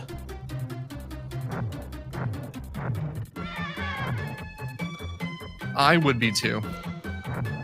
Oh yeah, I've played this game. I started getting frustrated with that level. I yelled a lot. That's just how it is. This is where, like, in that little moment that the game is starting up, I would be doing a lead check at the start of, like, every attempt. Oh yeah. Yeah, it's like, am I losing yet? Am I losing yet?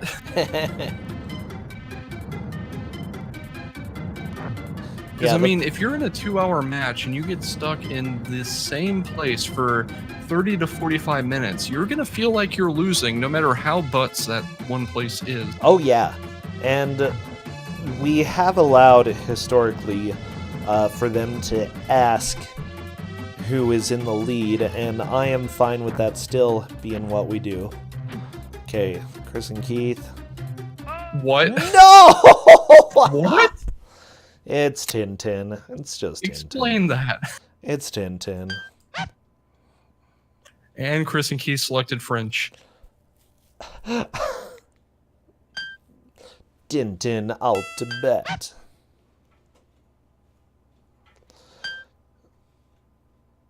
You can't believe we're over an hour in and we're still here. I completely believe it. I expected this. This is exactly where we deserve to be. In stupid leaf... what do you call it? Limbo. Leaf limbo. Leaf purgatory. That could also be good. That's really quite perfect, actually. How would you say leaf purgatory in French? Just trying to think. I'm going to bet that it's something similar to purgatorio. Except that sounded more Italian than anything else. Yeah, that's the Italian one. Okay. Okay, wait, translate. I need you to help. Google. Everybody's devices. Okay, Google. Translate leaf purgatory to French.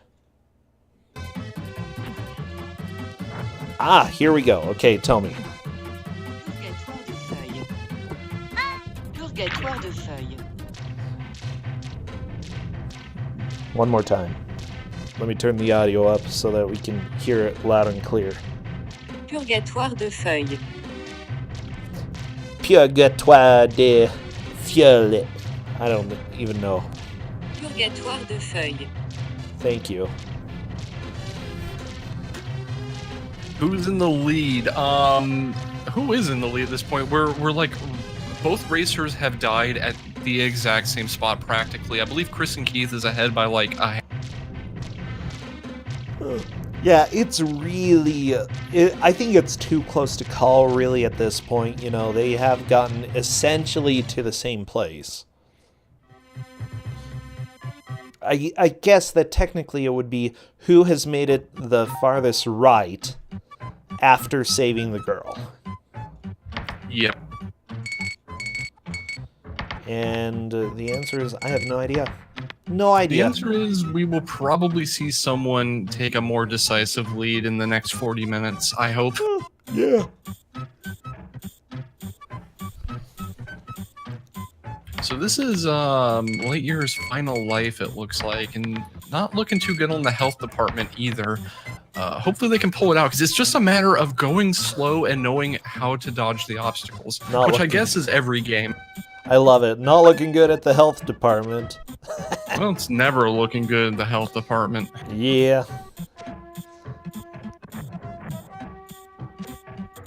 LiteYear just being extremely careful, which is generally a good idea. I would only worry about the timer, because the timer is cruel in this game, okay?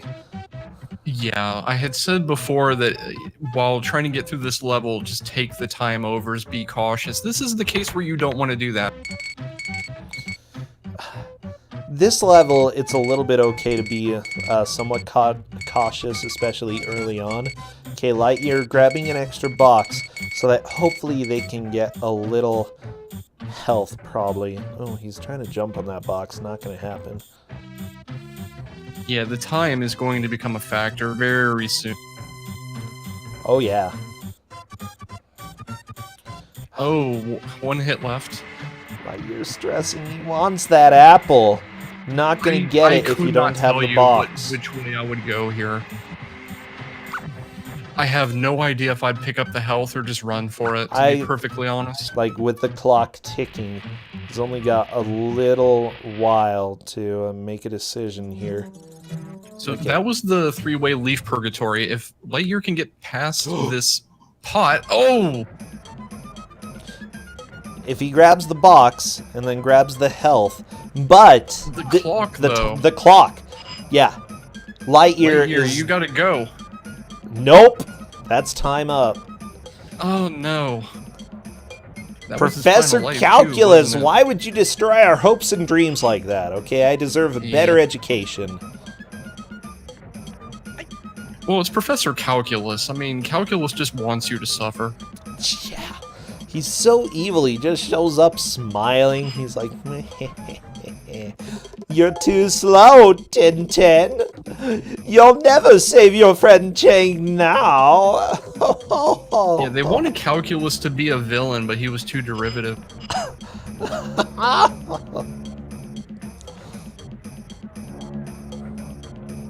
I like it. I like it. You know, luckily he's an integral part of the story, you know. But I think no matter how you view him, I think most people are just going to say he's squared.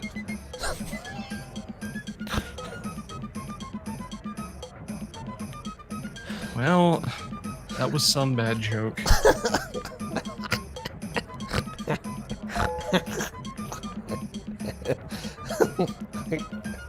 Oh, okay. Oh, Tristan, I like bad jokes. They're fun. That didn't reach the level of joke Cadus.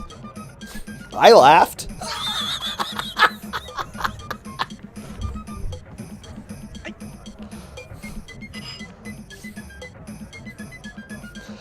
Okay, with Chris and Keith is going to be the next player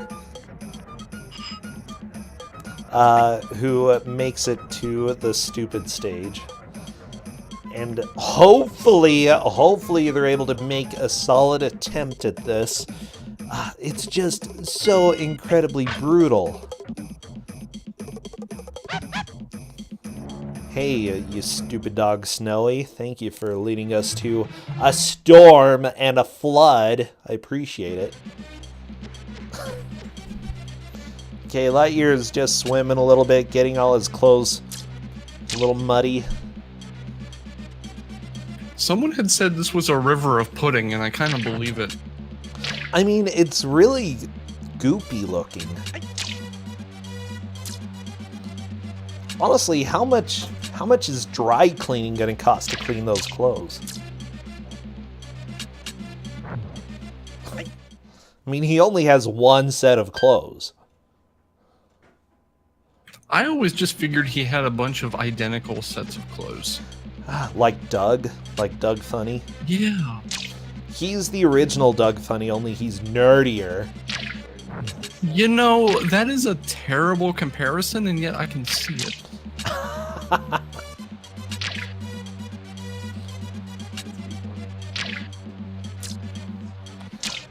Oh my gosh, Justin. He just said it's before 1950, he only had one pair of clothes.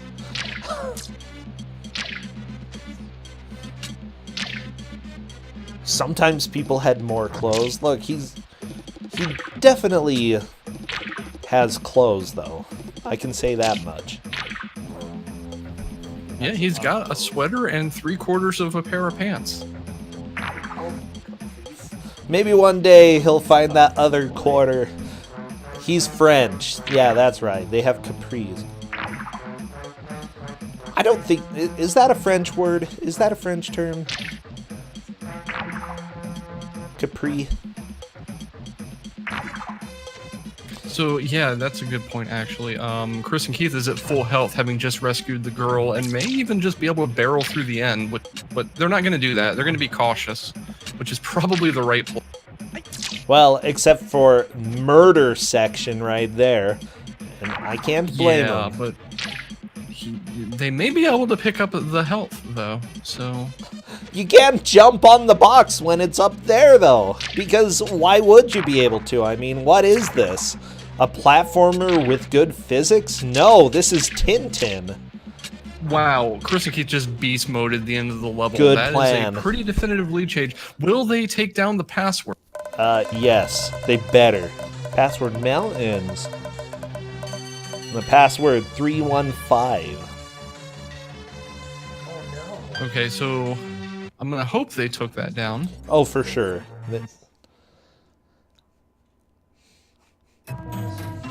Okay, and we're on to your favorite level, Tristan. Yeah, this. So this was a level I had in the Kusogrand3 gauntlet. It's kind of rude. Well, Chris and Keith got the one up and took a death. However, that does mean they start with the same number of lives, but full health. Justin was asking what happened to the music. The main thing is that the music for the Game Boy Color version is the same. It's just, I think it is. It sounds different.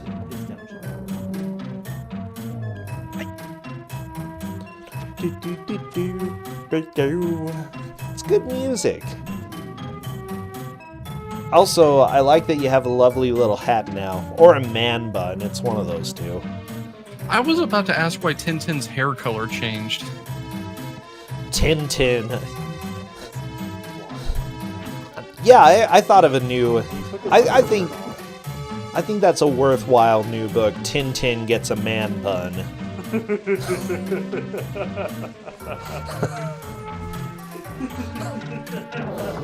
I guess Justin wants to read that one.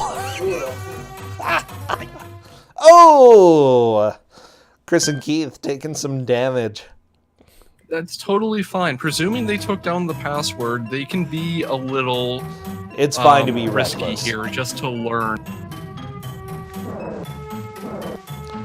Chris and Keith opting for death. You know, after an hour and a half of Tintin... Yeah, so what they need to do at this point is find the moving grass and pick it up. It sounds so dumb, but that's exactly what they need to do here. Okay, can't pick up graves, can't pick up headstones. Sorry, Tintin, you're not a gravedigger. That's later in life. What? Tintin, the Dark Years. He's like a regular Batman here. Fresh grass attracts the yaks. Wow. That's actually helpful information, but whatever. Still dumb. Okay, RBW, but how many tries does it take?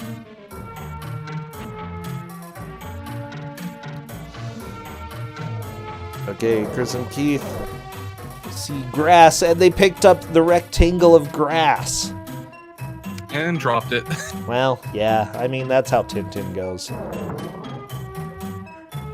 He dropped the grass.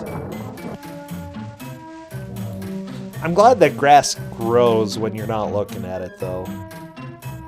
Well, I mean, have you ever seen grass grow? No. Throw that grass, Chris and Keith. Oh, is it gonna be down there? No, that yak ate it. What a jerk. Okay, LiteYear moving on to stage 4. If LiteYear can beat this, we'll have a race again. Yeah, if LiteYear can beat this, it will basically be a race reset. Yep. Okay. All right, Chris and Keith has figured out grass. It's grass. I suspect a little bit behind the curve because, I mean, I figured out grass in my college years. Oh my gosh.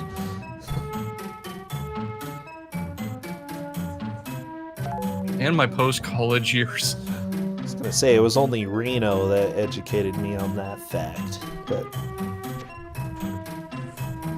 Okay, LiteYear, continuing on. Canadians figured out grass Oh, earlier this and with month. Chris and Keith found a good way to die. Okay, now did they take down the password correctly? I mean, I would presume so. If you just do start game, actually, it will keep the password in mind. It's an Infogrames game. It's faster than entering it in, but they're jumping to options into the password menu, so it's a good amount of hope. LiteYear just wants the apple. He's so hungry. Okay, so yes, Chris and Keith definitely has the password. That game over cost them maybe a couple of minutes, not much. Oh my gosh, LiteYear, you almost hurt your ankle. Well, there we go. Ankle has been shattered. You start this level with a 1-up every time, too, so this is effectively continue with 4 lives, which may hopefully put us in a position where we can see some progress. Yeah. For some reason, because it's an Infogrames game, I just assumed that if you loaded a password, that 1-up wouldn't be there.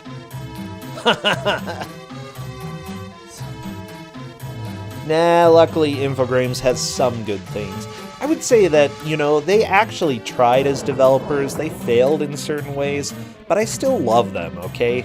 Because each of their games has things to love and a lot of things to hate. Like, I'm passionate about what I hate when it comes to their games.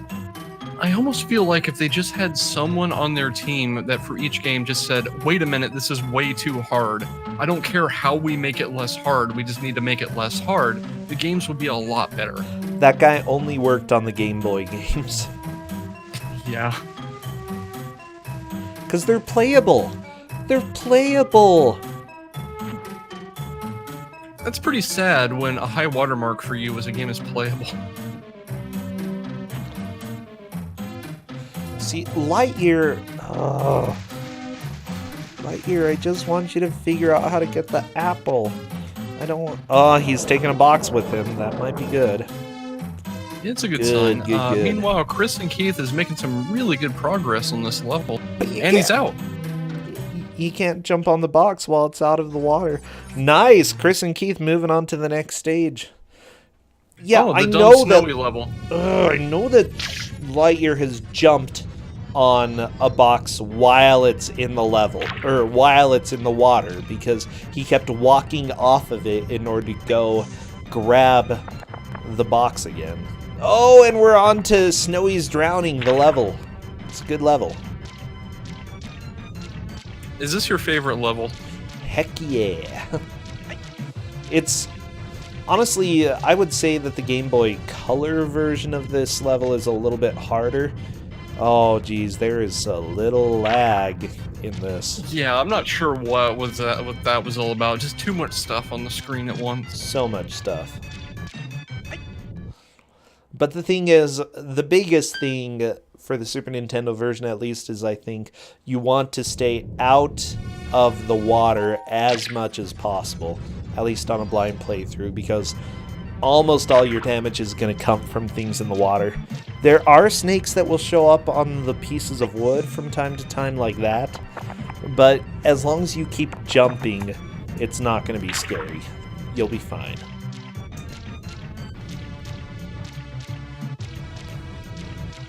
There's no reaction time, by the way, to the whirlpools. You're just going to have to hope for the best. Chris and Keith, unfortunately... Oh, yeah? Yeah, Chris and Keith saw the health up there, but couldn't figure out how to get it and chose to just go on. Well, which I think honestly may be an okay play. Once you pass it, it's really difficult to get back to, so... I think that was probably the right play. Hits.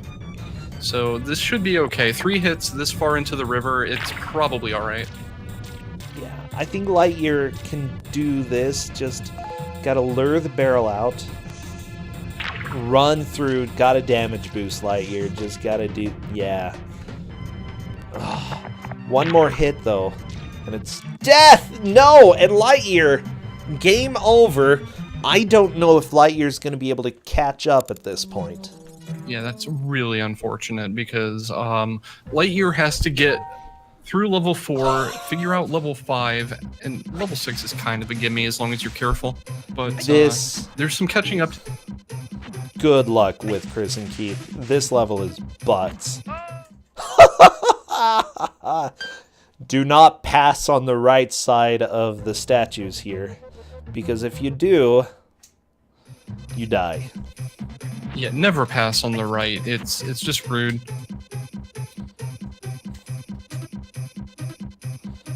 This is so mean. It's so difficult.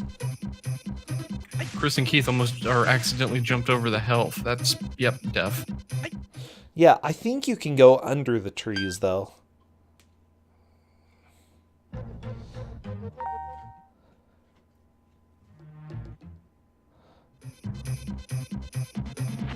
So here's my question. If Tintin was able to get up this mountain, why can't he just go down it the same way and not do this?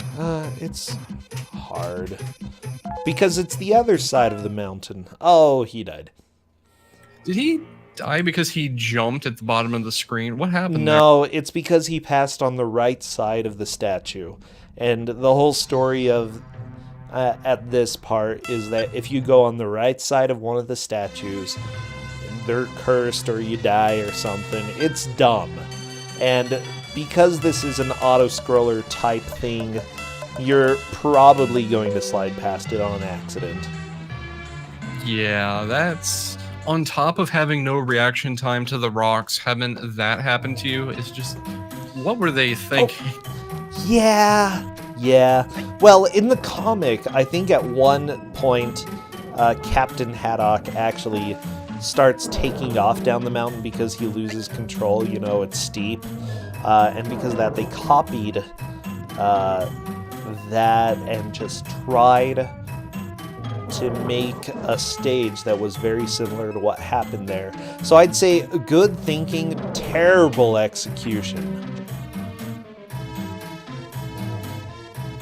Is there a time limit? Matches are 2 hours, so we have about 20 minutes left for LiteYear to try to catch up. Is it impossible? No, it's just going to be incredibly difficult. I don't see it happening, but I've been proven wrong before. Yeah, they've got a couple of whacks at this before it's too late to catch up. We would have to see how they perform in level 5, and they would have to get through level 4 pretty much on this attempt or the next one. Maybe even just this one, actually. I think this one, yeah, they have to do well. And they're conserving health pretty well at this point, honestly.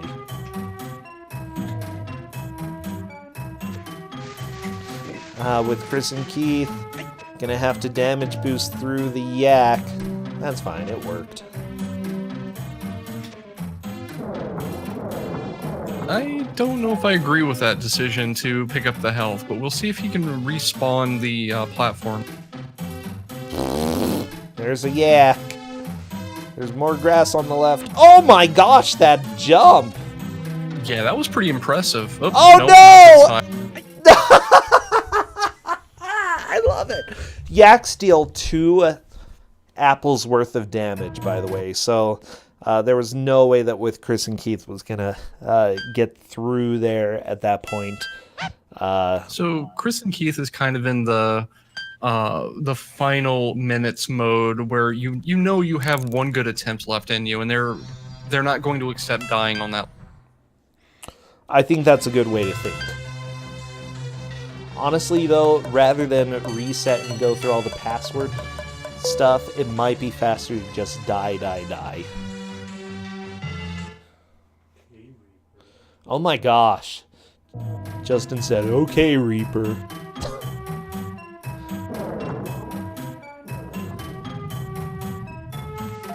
You know, you could be Reaper, except you didn't explode halfway into that quote, so, you know, 4 out of 10. That's a fair enough assessment right there.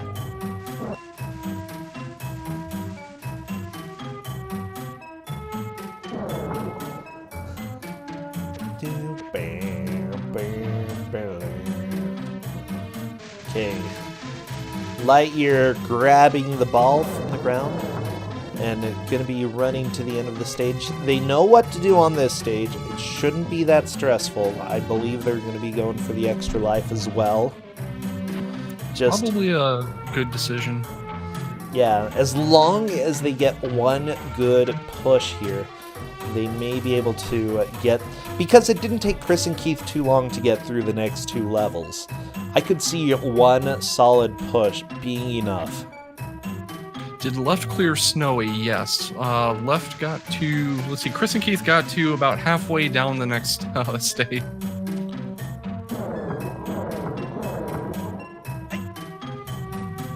That rock is very hard to dodge. Where you going, Chris and Keith? Don't do this to yourself. No. Wow. I understand, because health is conserved between stages. You want to get to the next stage with as much health as possible, but honestly, it's not worth it. Because that's... Especially in this situation. Huh. Maybe it was worth it. Okay. It's very easy to take additional damage, though, so I wasn't thinking it would work. Left did clear snowy. With Chris and Keith, definitely got through.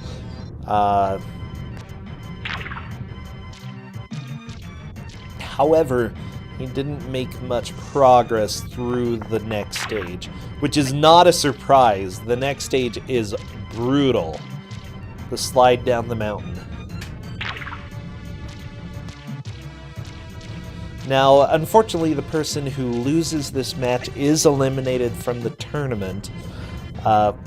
We still, I think LiteYear still has one good push to try to get back into the lead, but he's going to have to hustle and bustle.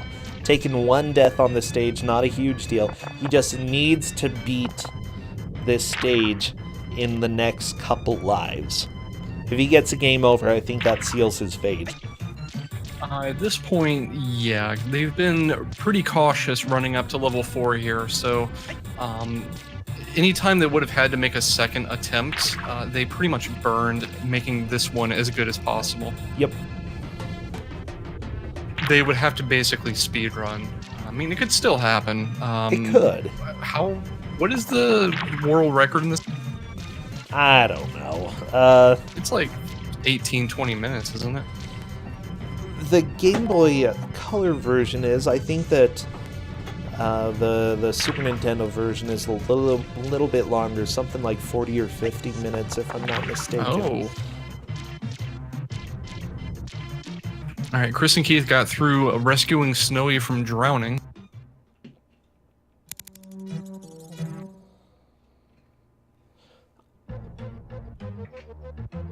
I'm taking a look just to see how it looks.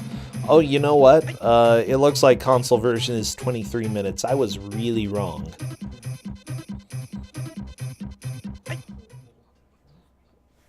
Chris and Keith is down, or I'm sorry, LiteYear is down to the last hit on this life. And they want the apple! Oh, it's killing me! It's killing me! There's no reason not to pick that up on the way back from grabbing the box to the right. You just gotta survive the trip, which LiteYear did not. There is a second apple later on as well, though, so if you, for some reason, can't get that first apple. But I don't think LiteYear realizes that standing on the box when it's floating in water lifts you higher up. That's what I'm seeing, because he's only used the boxes to help the girl cross.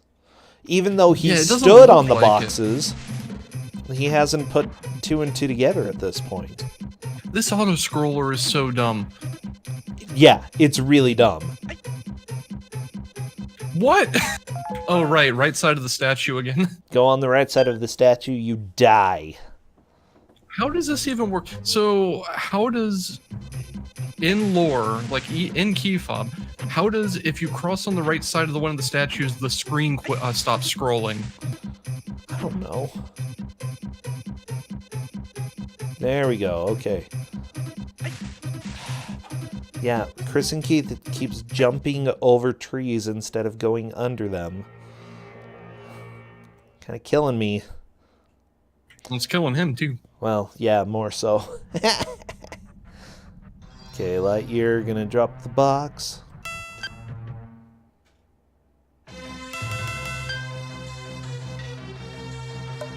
The eagle is the stupidest level. Well, that is in the other Tintin game, but it is a very stupid level, I would agree. LiteYear just... you put that in someone's gauntlet. Yep. Hey, I think someone beat it, so I didn't feel too bad.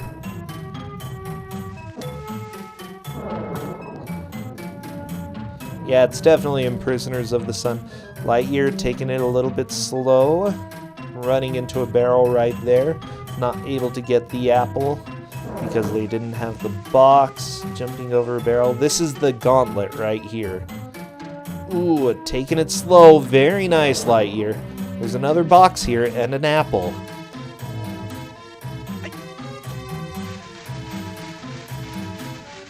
Okay, and they have gotten the apple.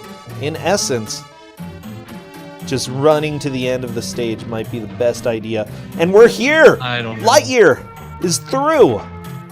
Oh my gosh, LiteYear has a chance to move into first place. It's going to be very difficult, though. Password is 315. They've got to get through the next level and down Crap Mountain. Crap Mountain. And of course, rescue Snowy. It's going to be, they've got a chance. There's time, but it's going to be close. Now, I'm pretty sure there's a good chance of doing the river rescue blind. Because, Chris and Keith did. Yeah. The mountain climbing level is going to require a death or two, but there's a password there. It's going to be close if they just mode. Okay, LiteYear getting into the stage here. 1 life left. This level took me way longer than it should have, but that's because I was really stressed about what I was doing. Also, LiteYear has to figure out how to grab the grass. Okay. Yeah, there's a burden of knowledge here that LiteYear needs to pass. How fast they get over that is going to determine how much of a chance they have. Yeah, damage boosting is very much a possible strat in this stage, but you have to know where health is in order to get through it.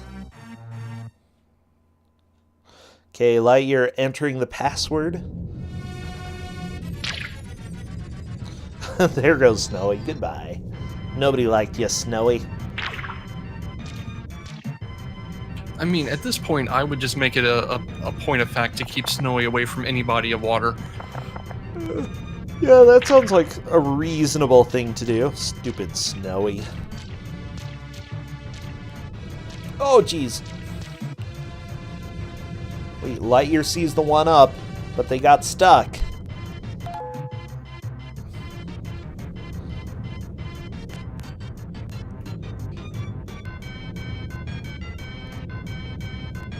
This is one of those situations where you kind of just want the racers to know where they stand to just see how fast LiteYear can go, but that's not how the race works. Yep.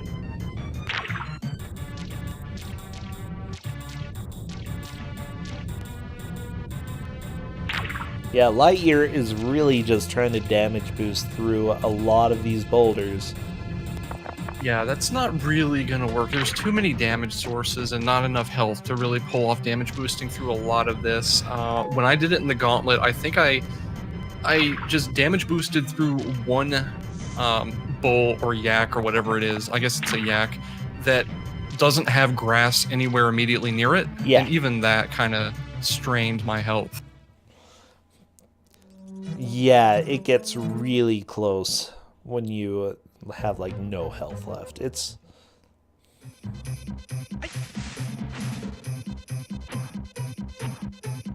all right. Yep, Chris and Keith is back on Crap Mountain. Crab Mountain. It's so dumb. Like, this is one of my least favorite stages on Tintin in Tibet. It's so dumb. Terrible. Whoever designed this hated the human race. Openly. Okay, it wasn't even like trying to pretend. They're like, wow, humans are dumb. Oh, that was a really good run from Chris and Keith, and just that one jump was a little bit too short. Oh, yeah.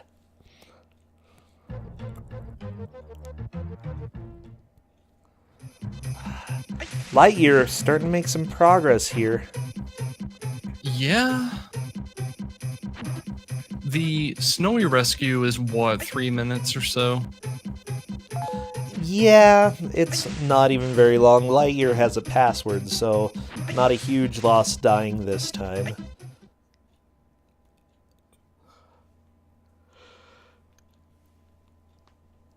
Yeah, the window for LiteYear is closing. Yes. If they can just turbo through the next couple of levels, there's, still a sliver of a chance. But Crap Mountain would be such a barrier at this. Oh, I love it. Crap Mountain. Gonna be riding around on Crap Mountain. I'm so sad that Chris and Keith doesn't know how to duck under things. Oh my gosh. The thing is, I love this Tintin game because it takes you for a ride in completely new types of situations that you've never been in before. And this level, like, it's terrible because you can't see where you're going, What you need to see about what's on a quarter of the screen, and the rest of it doesn't matter. So I'm going to say that's pretty much the end of Chris and Keith's progress. I'd say it probably is, yeah. Let's see what LiteYear can do. Oh, I would agree with Psycho Sheep that the monastery is the stupidest level because of Professor Calculus and not because of anything else. Professor Calculus is not nice. Yeah. Well, especially if you're playing this game on hard, you have very little time for error. And so if you are doing all of those puzzles on a very strict time limit, it's difficult. It's just really difficult. Like, doesn't Calculus have anything better to do than follow you around so that he can wave a pendulum in your face when you run out? Nope. That's why he's here. He should get a hobby. His hobby is waving pendulums in people's faces. LiteYear, if you go far enough right, the platform will respawn. Well, okay, he can't hear me, but if he could, that's what I would say to him.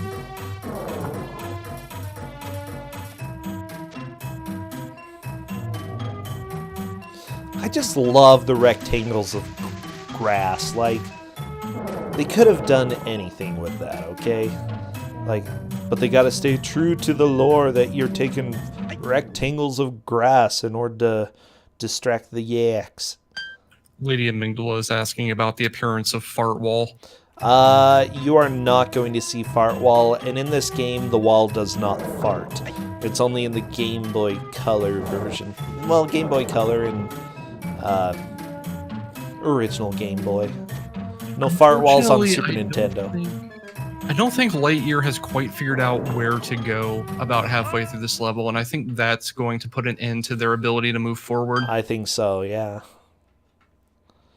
As soon as they can figure out the next jump, that'll be a way to make progress, but I don't think they're going to figure that out in time.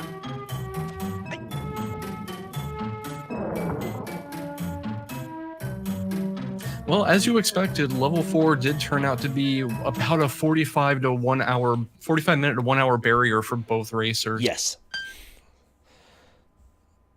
It's so hard, Tristan.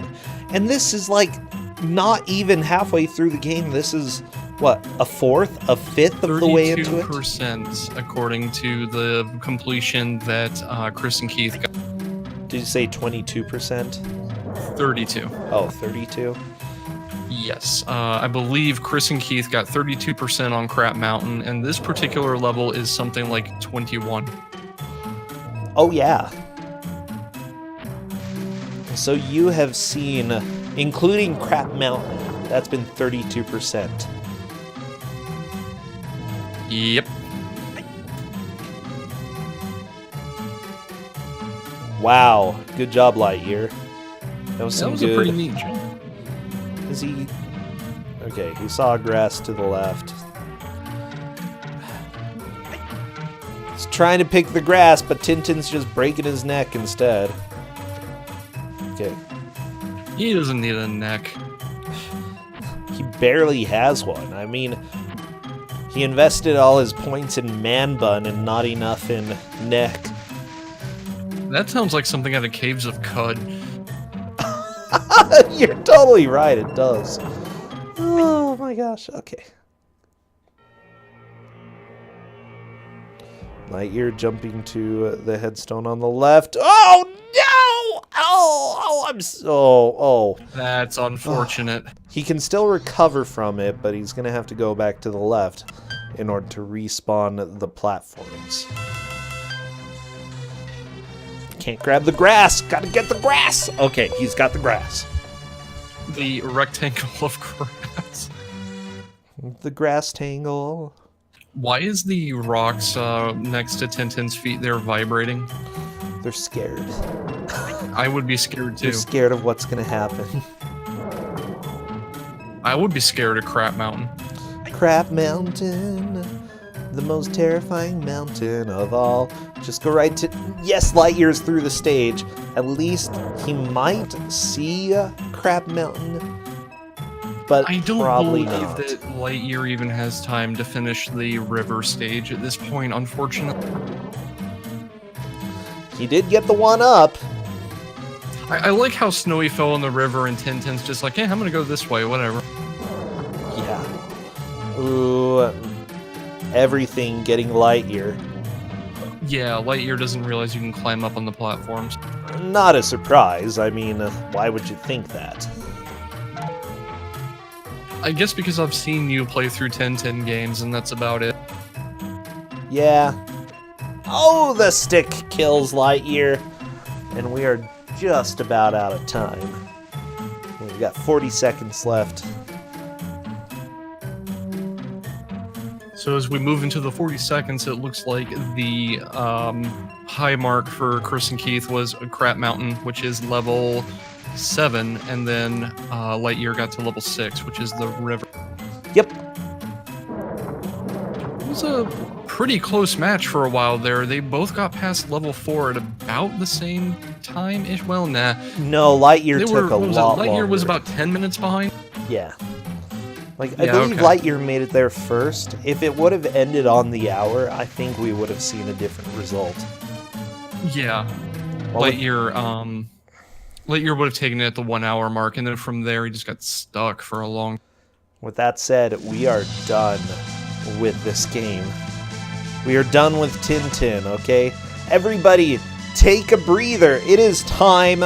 2 hours have hit, and we have our results. WithChrisAndKeith managed to take the victory, beating stage 4 fairly early on. You know, I think it was 2 or 3 no, it might have been more attempts, but they managed to get through it and made it all the way to Crap Mountain. LiteYear got to the Snowy River, but unfortunately did not manage to make progress past there.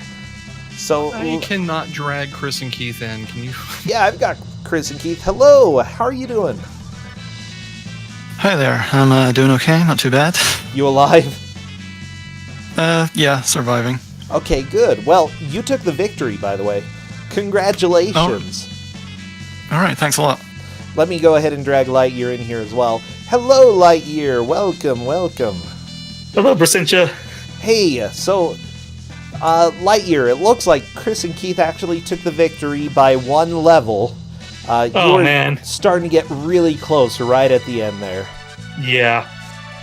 Oh, but... So, what are your thoughts? Tintin in Tibet. I don't like that rain level. No, that's... Okay, I've beaten this game personally, and that is the level that walled me. And I was predicting as soon as they get to the rain level, they're going to get stuck. And both of you did. Mm-hmm. But it's so brutal because they put it right before the password. It's just not right. It's mean. It's evil. But Yeah. So when one of the first people, when LiteYear got to the level 4, the rain level, Bracintia had said this is where they're going to get stuck for a while. Unfortunately, true, and it's a rude. yeah, the game does not get easier from there. By the way, it just ramps up the difficulty as you keep going. Like, it's strangely difficult, and I would say that even if you played on easy, you wouldn't really notice that it's easier because it's brutal. What do the different difficulties do? What's that? Just more help. What do the different difficulties do? I think there's sometimes like fewer boulders running around, but you take the same amount of damage, you have the same amount of health, same amount of lives, just a fewer, occasionally fewer obstacles. I do not recall the rain level being any different, though. And Yeah.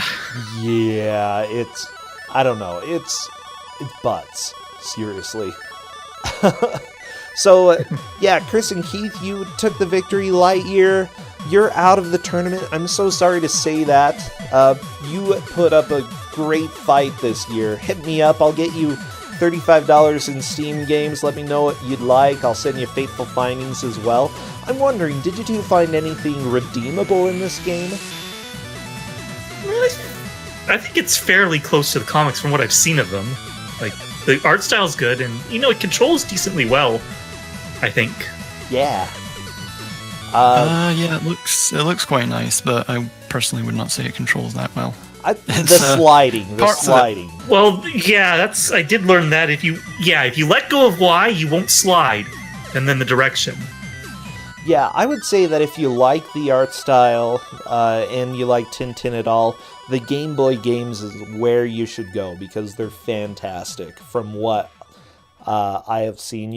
We actually had them in Kusogrand3, and then afterwards I was like, wow, these are so much better than the Super Nintendo version. Like, so much better. Yeah, congratulations though, surviving the 2 hours through that.